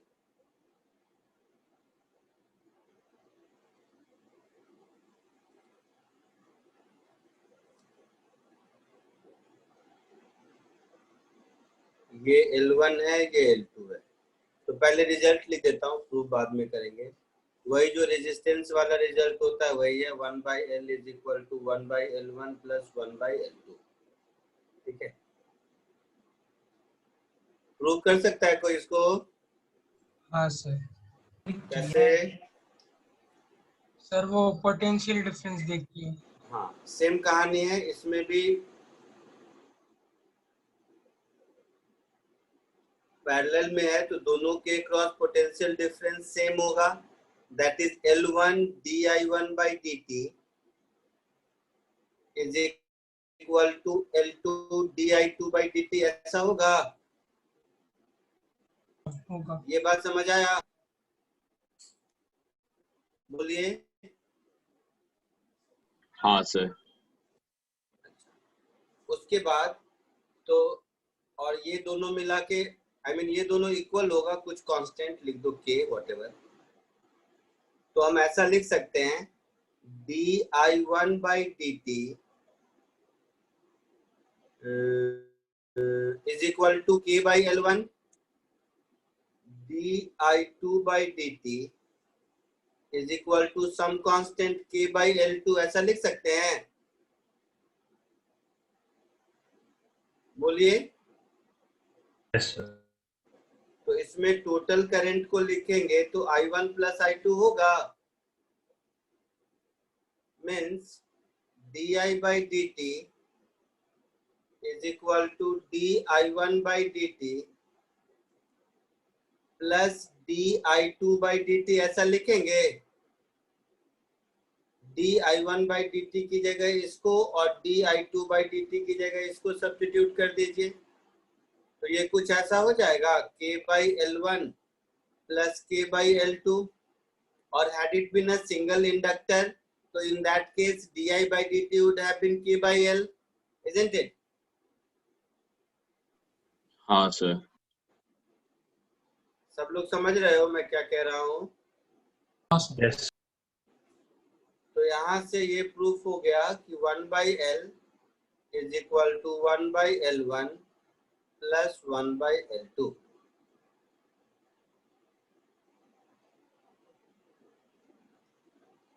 इसको भी कॉपी कर लीजिए।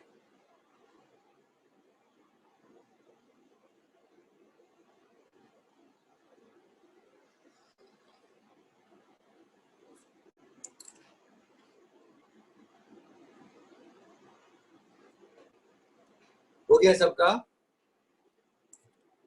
Yes, sir.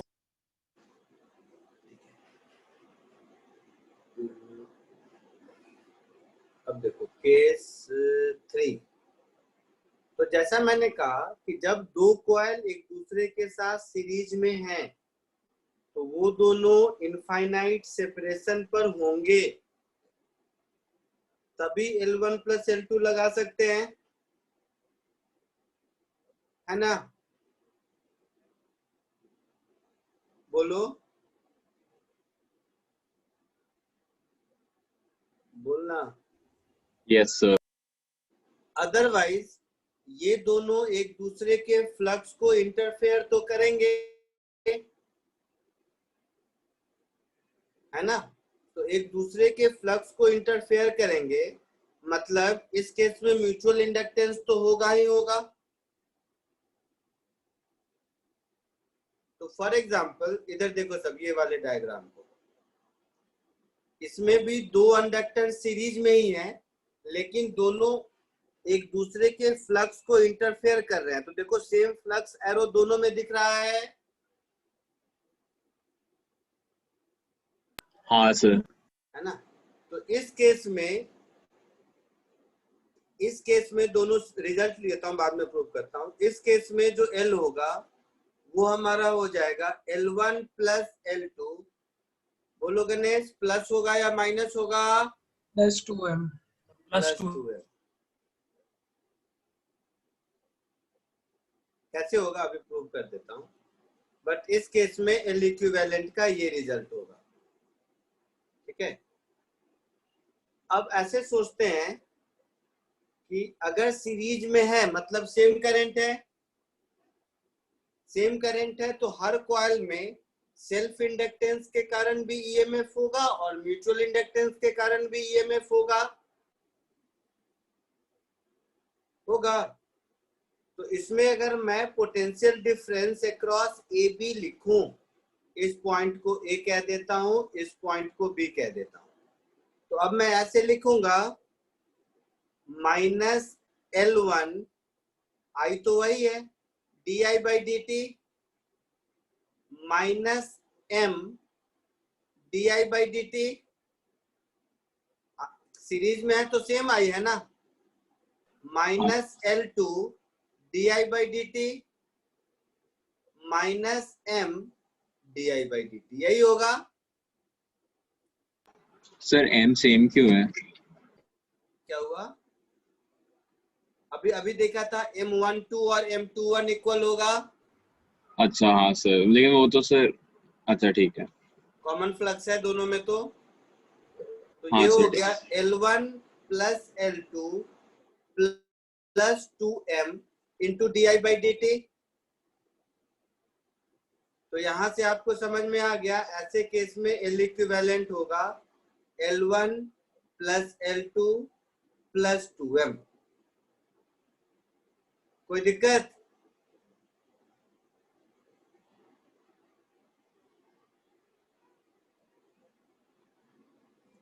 कोई दिक्कत किसी को?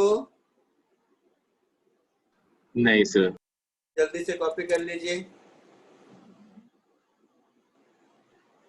सर तो ये लिख लिया मैंने। सर अगर एकदम दो पैरेलल कॉइल्स को एकदम पास में रख देंगे तो? उसमें भी होगा म्यूचुअल इंडक्टेंस। अच्छा। देखो दो बातें हैं, हम कैलकुलेट कर पाए या नहीं कर पाए ये हमारा प्रॉब्लम है, लेकिन फेनोमेना नहीं होगा ऐसा नहीं कह सकते।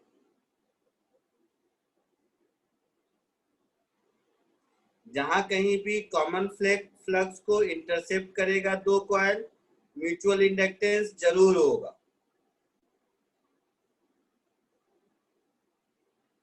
पैरेलल में माइनस होगा।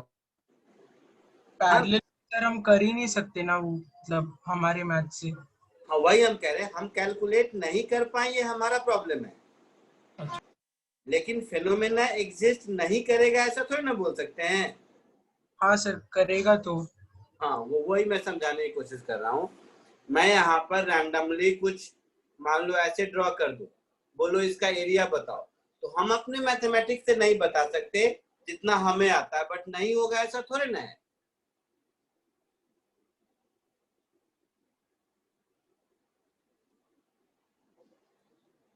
आगे बढ़ूं? लिख लिए? हाँ सर।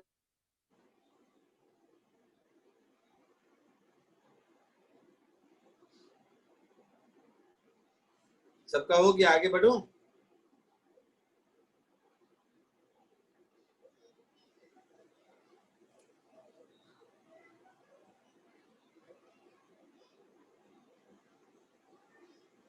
केस 4, मान लो अगर ऐसा है, मतलब ये सिमेट्रिक डायग्राम है, डायग्राम में आपको वाइंडिंग देख के समझना होगा कि सेम डायरेक्शन है या अपोजिट।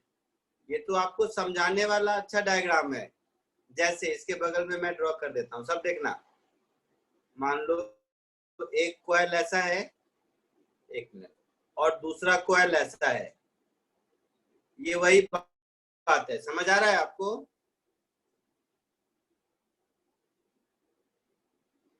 सर आप कॉइल का डायरेक्शन कैसे बना है मुझे वो दिखा नहीं है। मतलब जैसे इस मेरे मेरे हाथ के मूवमेंट को देखो, इसमें कॉइल मैंने ऐसे करंट जा रहा है, इसमें ऐसे करंट जा रहा है। हाँ सर समझो। तो ये जो डायग्राम बगल में दिख रहा है ये सिमेट्रिक डायग्राम है, आपको समझाने के लिए अच्छा सा। लेकिन कभी कभी क्वेश्चन का डायग्राम देख के आपको समझना होगा कि ये डायग्राम का मतलब यही है। समझे बेटा? हाँ सर। तो सर इसमें L1 माइनस L2 होगा। हाँ नहीं नहीं, तो इस केस में पहले मैं लिख देता हूँ, जो रिजल्ट होगा L इक्विवेलेंट वो होगा L1 plus L2 minus 2M।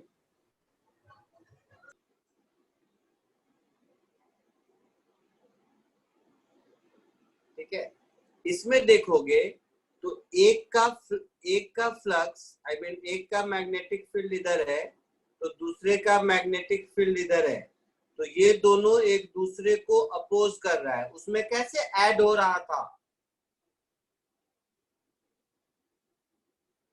समझे कि नहीं समझे? हाँ सर। इससे पहले वाले में ऐड हो रहा था, इसमें ऐड नहीं होगा ना, इसमें सब्ट्रैक्ट होगा दोनों का फ्लक्स। हाँ सर।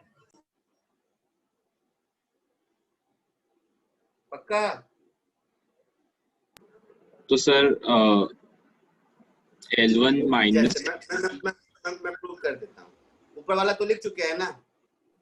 हाँ सर, इसमें मैं potential difference across A B लिखूं, सब ध्यान से देखना। तो एक तो लिखूंगा -L1 di/dt। अब दूसरा मैं -M di/dt नहीं लिखूंगा, +M di/dt लिखूंगा। क्यों? क्योंकि इसमें पहले वाले में जहां मेरा अभी पेंसिल का एरो है, इसमें इसके म्यूचुअल इंडक्टेंस का फ्लक्स इससे अलग है ना, अपोजिट है।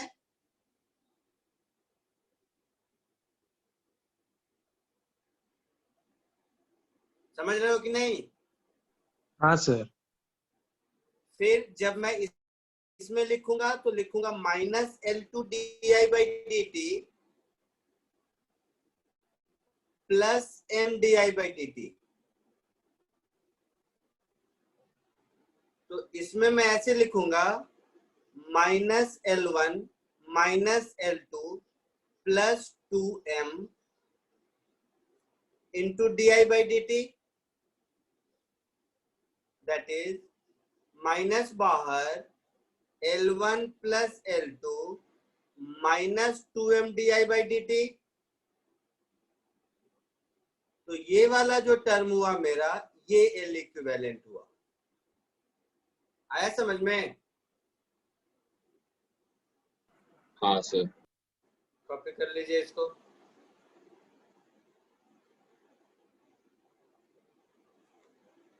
अब एक चीज सुनो, सब लोग देखेगा इधर। सारे केसेस में, ये जो 4 केसेस किए,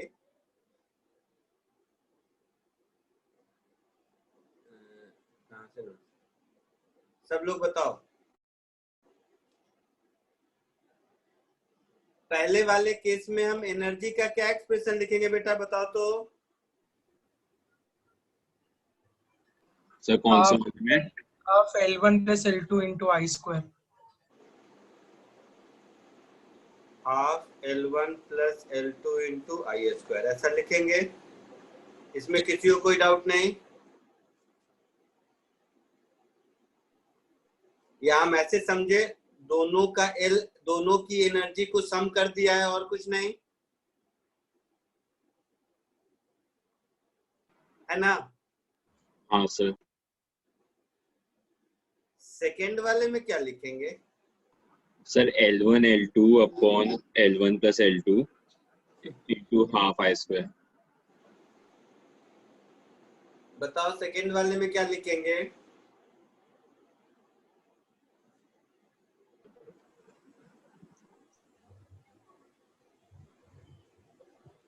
बोल गणेश। मुझे वही लग रहा है, हाफ इंटू जो L1 L2। एक तरीका है कि half L equivalent into total I का स्क्वायर। हाँ सर। या इसी को अगर हम half L1 I1 square plus half L2 I2 square भी लिखेंगे तो वही होगा। हाँ सर, वही होगा। हाँ सर, होना चाहिए भाई। तो डिपेंड करता है कि I1 I2 मालूम है या L इक्विवेलेंट निकालना आसान है, दोनों में से कोई भी यूज कर सकते हैं। ठीक है,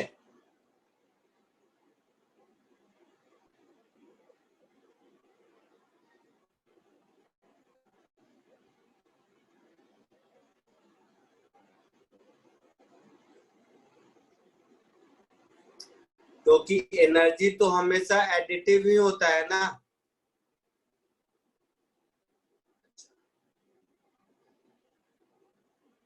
इसमें क्या होगा थर्ड वाले में?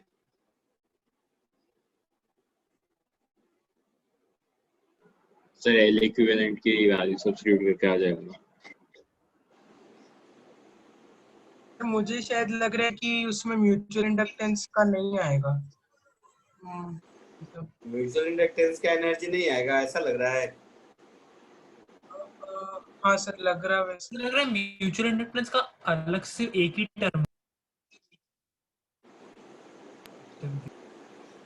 दो बार नहीं। सर आप बता दो ना। हाँ मैं बता रहा हूँ, मैं पहले पूछ रहा हूँ, बताइए जरा सा। सर लाइक म्यूचुअल इंडक्टेंस की एनर्जी देखो का इन इक्वल जनरल मैं बताता हूँ, जैसे ये वाला केस है, इसमें तो I1 I2 इसमें तो सेम I है ना। मैं आपको जरा सा एक जनरल इक्वेशन बता देता हूँ, फिर ये लिख लेंगे अलग से, तो नोट ही अलग कर देता हूँ। नोट नंबर कौन सा होगा सर 4। तो था ना बेटा, नोट 4। तो जब भी कभी सेल्फ इंडक्टेंस रहे तब तो एनर्जी निकालने हम लोगों को आता है हाफ LI²। म्यूचुअल इंडक्टेंस जब भी कभी रहे तो एनर्जी कैसे निकालते हैं वो देखें। तो नोट नंबर 5 रहेगा ना सर 4 होगा। कनेक्ट हुआ, दोबारा आवाज आई? यस हाँ, बीच में थोड़ा चला गया था। तो इसको तो छोड़ दीजिए, मुझे मैं पहले सिर्फ ये पूछता हूँ कि जैसे सेल्फ इंडक्शन जब होता है तो एनर्जी का एक्सप्रेशन मेरे पास हाफ LI² है, वैसे ही म्यूचुअल इंडक्शन के लिए एनर्जी का इक्वेशन क्या होगा? Sir half MI²। नहीं,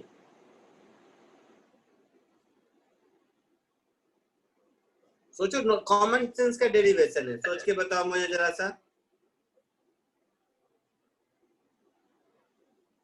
डेरिवेशन याद करो।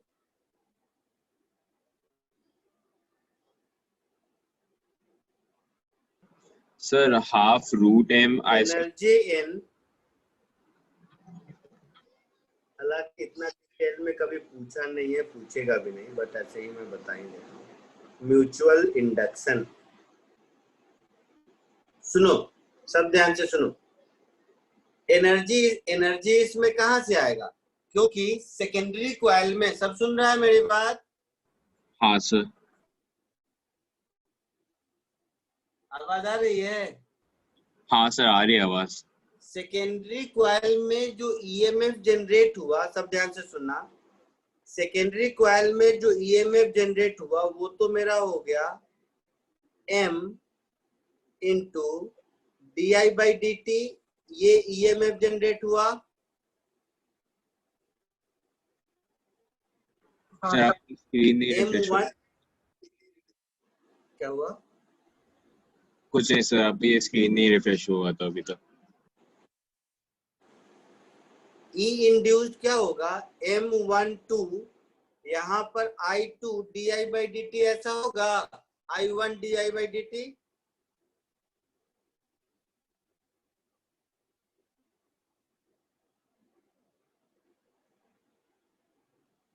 बोलो ना। हाँ सर।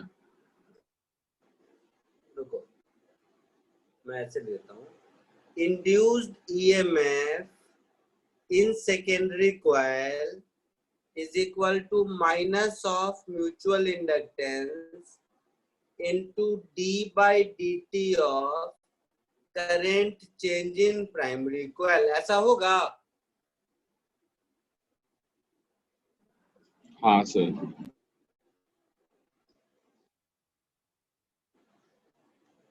स्क्रीन रिफ्रेश नहीं हो रहा है।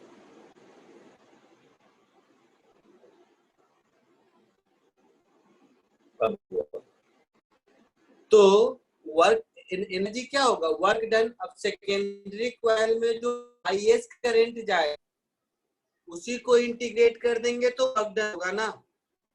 हाँ तो ये सर। समझ में आ रहा है, जो मेरा U होगा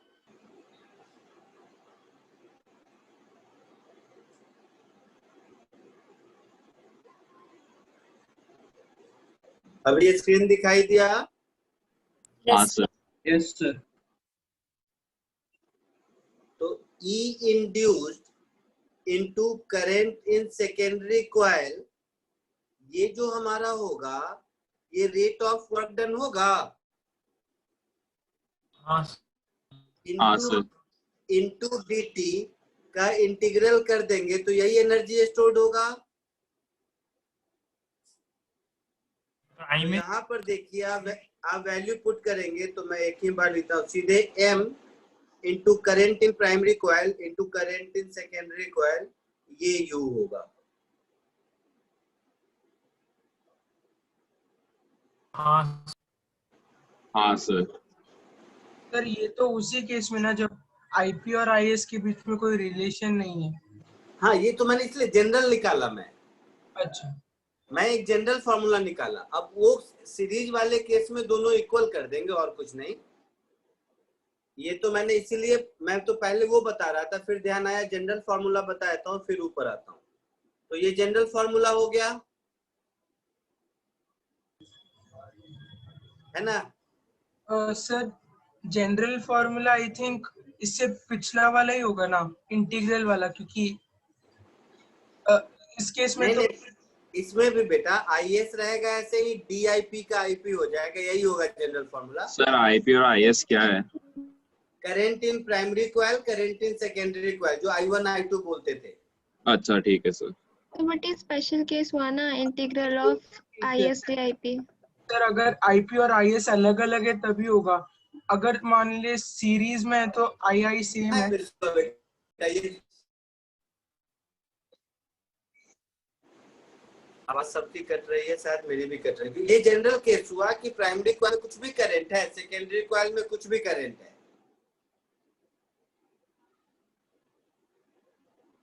यस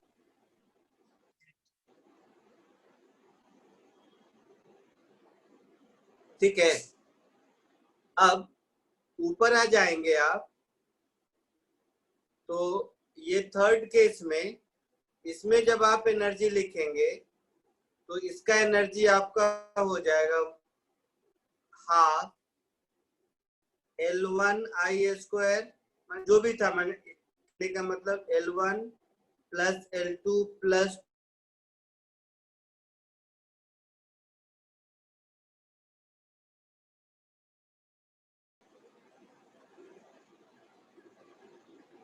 हाँ, स्क्रीन दिखा? हाँ सर। हाँ, सुनिए, मैं सिर्फ ये कह रहा था कि ये जो मैंने बताया म्यूचुअल इंडक्टेंस में एनर्जी MIP टू IS, ये एक जनरल केस है। इसमें कोई कुछ बोल रहा था गणेश की जनरल नहीं है, स्पेसिफिक है।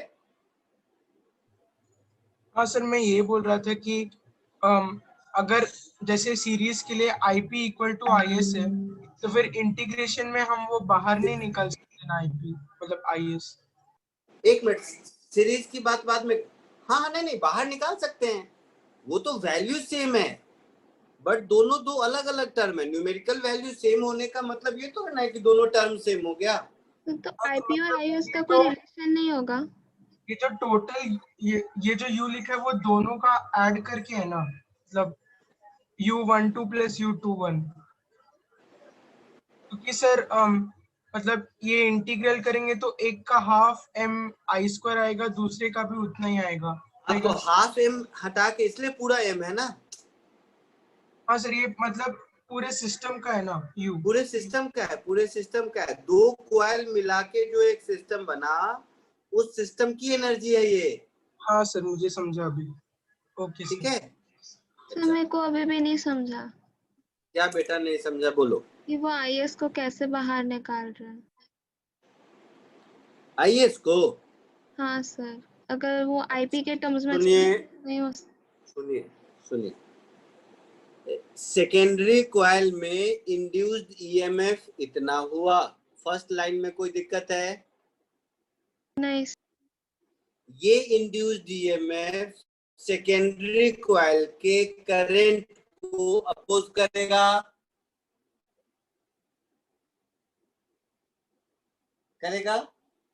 सर क्या आपकी आवाज नहीं आई सर? मैंने कहा इंड्यूस्ड EMF जो हुआ है वो करंट को अपोज करेगा ना।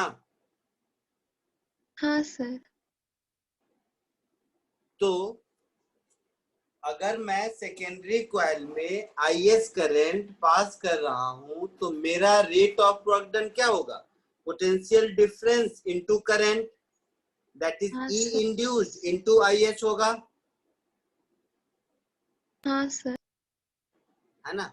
तो ई इंड्यूस्ड की जगह ये पुट कर दिया और यहाँ आई एस लिख दिया, तो ये तो हो गया rate of work done. Rate of work done into dt को इंटीग्रेट कर देंगे, हाँ सर। तो वही कहानी हो गई। तो केवल DIP का इंटीग्रेशन IP आ गया। सर वही था मेरा डाउट कि अंदर जो IS DIP बचा है वो IP और IS कम्प्लीटली अनरिलेटेड है।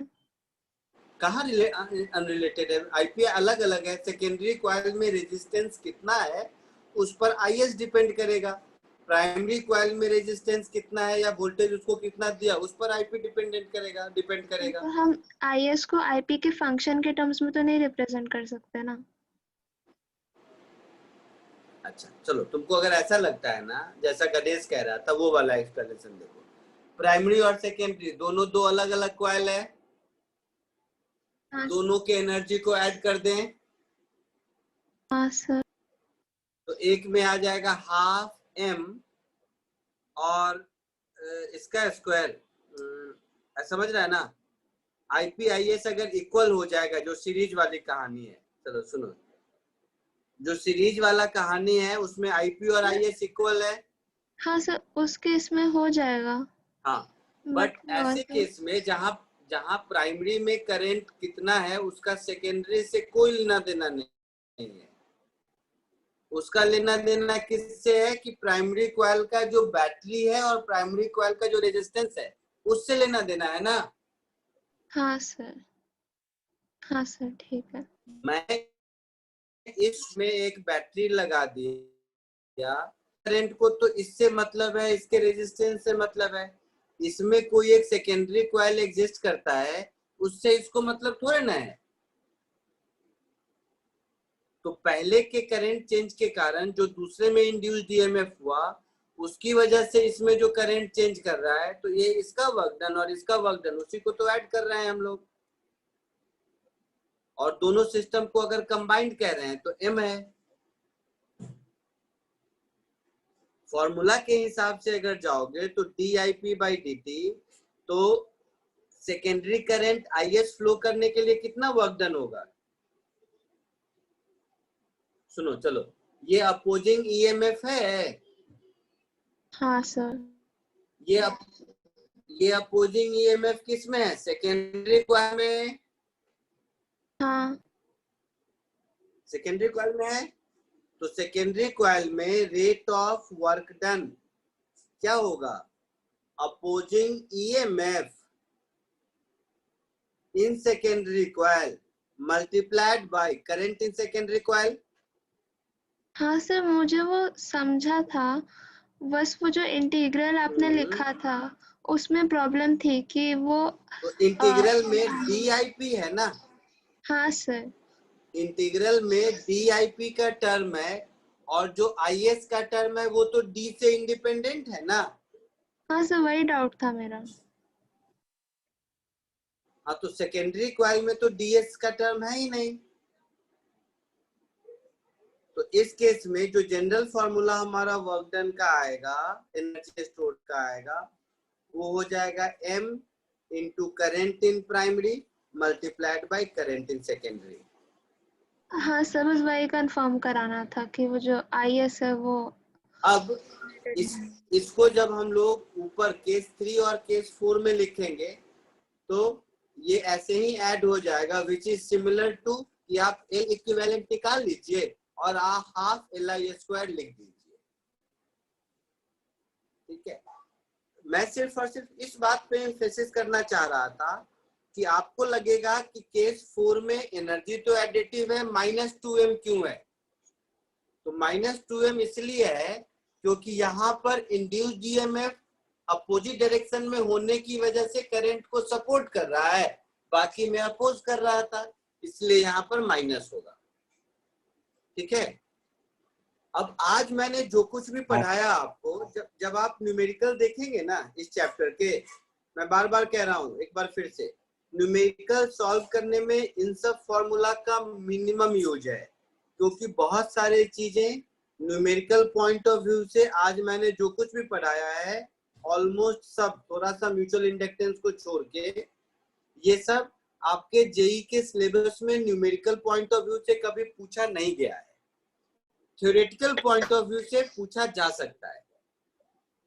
फॉर्मूला सब आपके पास है, न्यूमेरिकल पॉइंट ऑफ व्यू से भी अगर पूछा जाए तो सॉल्व कर सकते हैं। ठीक है, ठीक है सर। तो मेरा चैप्टर यहाँ पर खत्म हो जाता है। अब आपको सिर्फ और सिर्फ प्रॉब्लम सॉल्विंग करना है। तो नेक्स्ट लेक्चर शायद हम लोगों का संडे को है क्या? संडे मॉर्निंग है क्या? हाँ सर है। अब आप लोग मुझे डिसाइड करके बता दो कि संडे मॉर्निंग को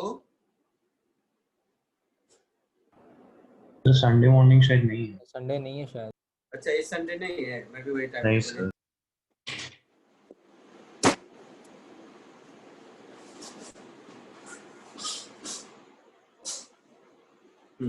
ठीक है। नेक्स्ट लेक्चर जब भी है उसमें केवल और केवल न्यूमेरिकल ही डिस्कस करने हैं हमें। तो मेरे पास 3 ऑप्शन है, या तो असाइन एससीवी डिस्कस करूं, असाइनमेंट डिस्कस करूं या बुकलेट डिस्कस करूं। कौन सा डिस्कस करना है बता दीजिए। सब कुछ। तो नेक्स्ट लेक्चर में जो 5 असाइनमेंट हैं, 4-5 इसमें मैंने शायद नहीं भेजे हैं, बट हाँ, मोर और लेस करा दिए हैं, तो वो भेज देता हूँ। वो असाइनमेंट डिस्कस करेंगे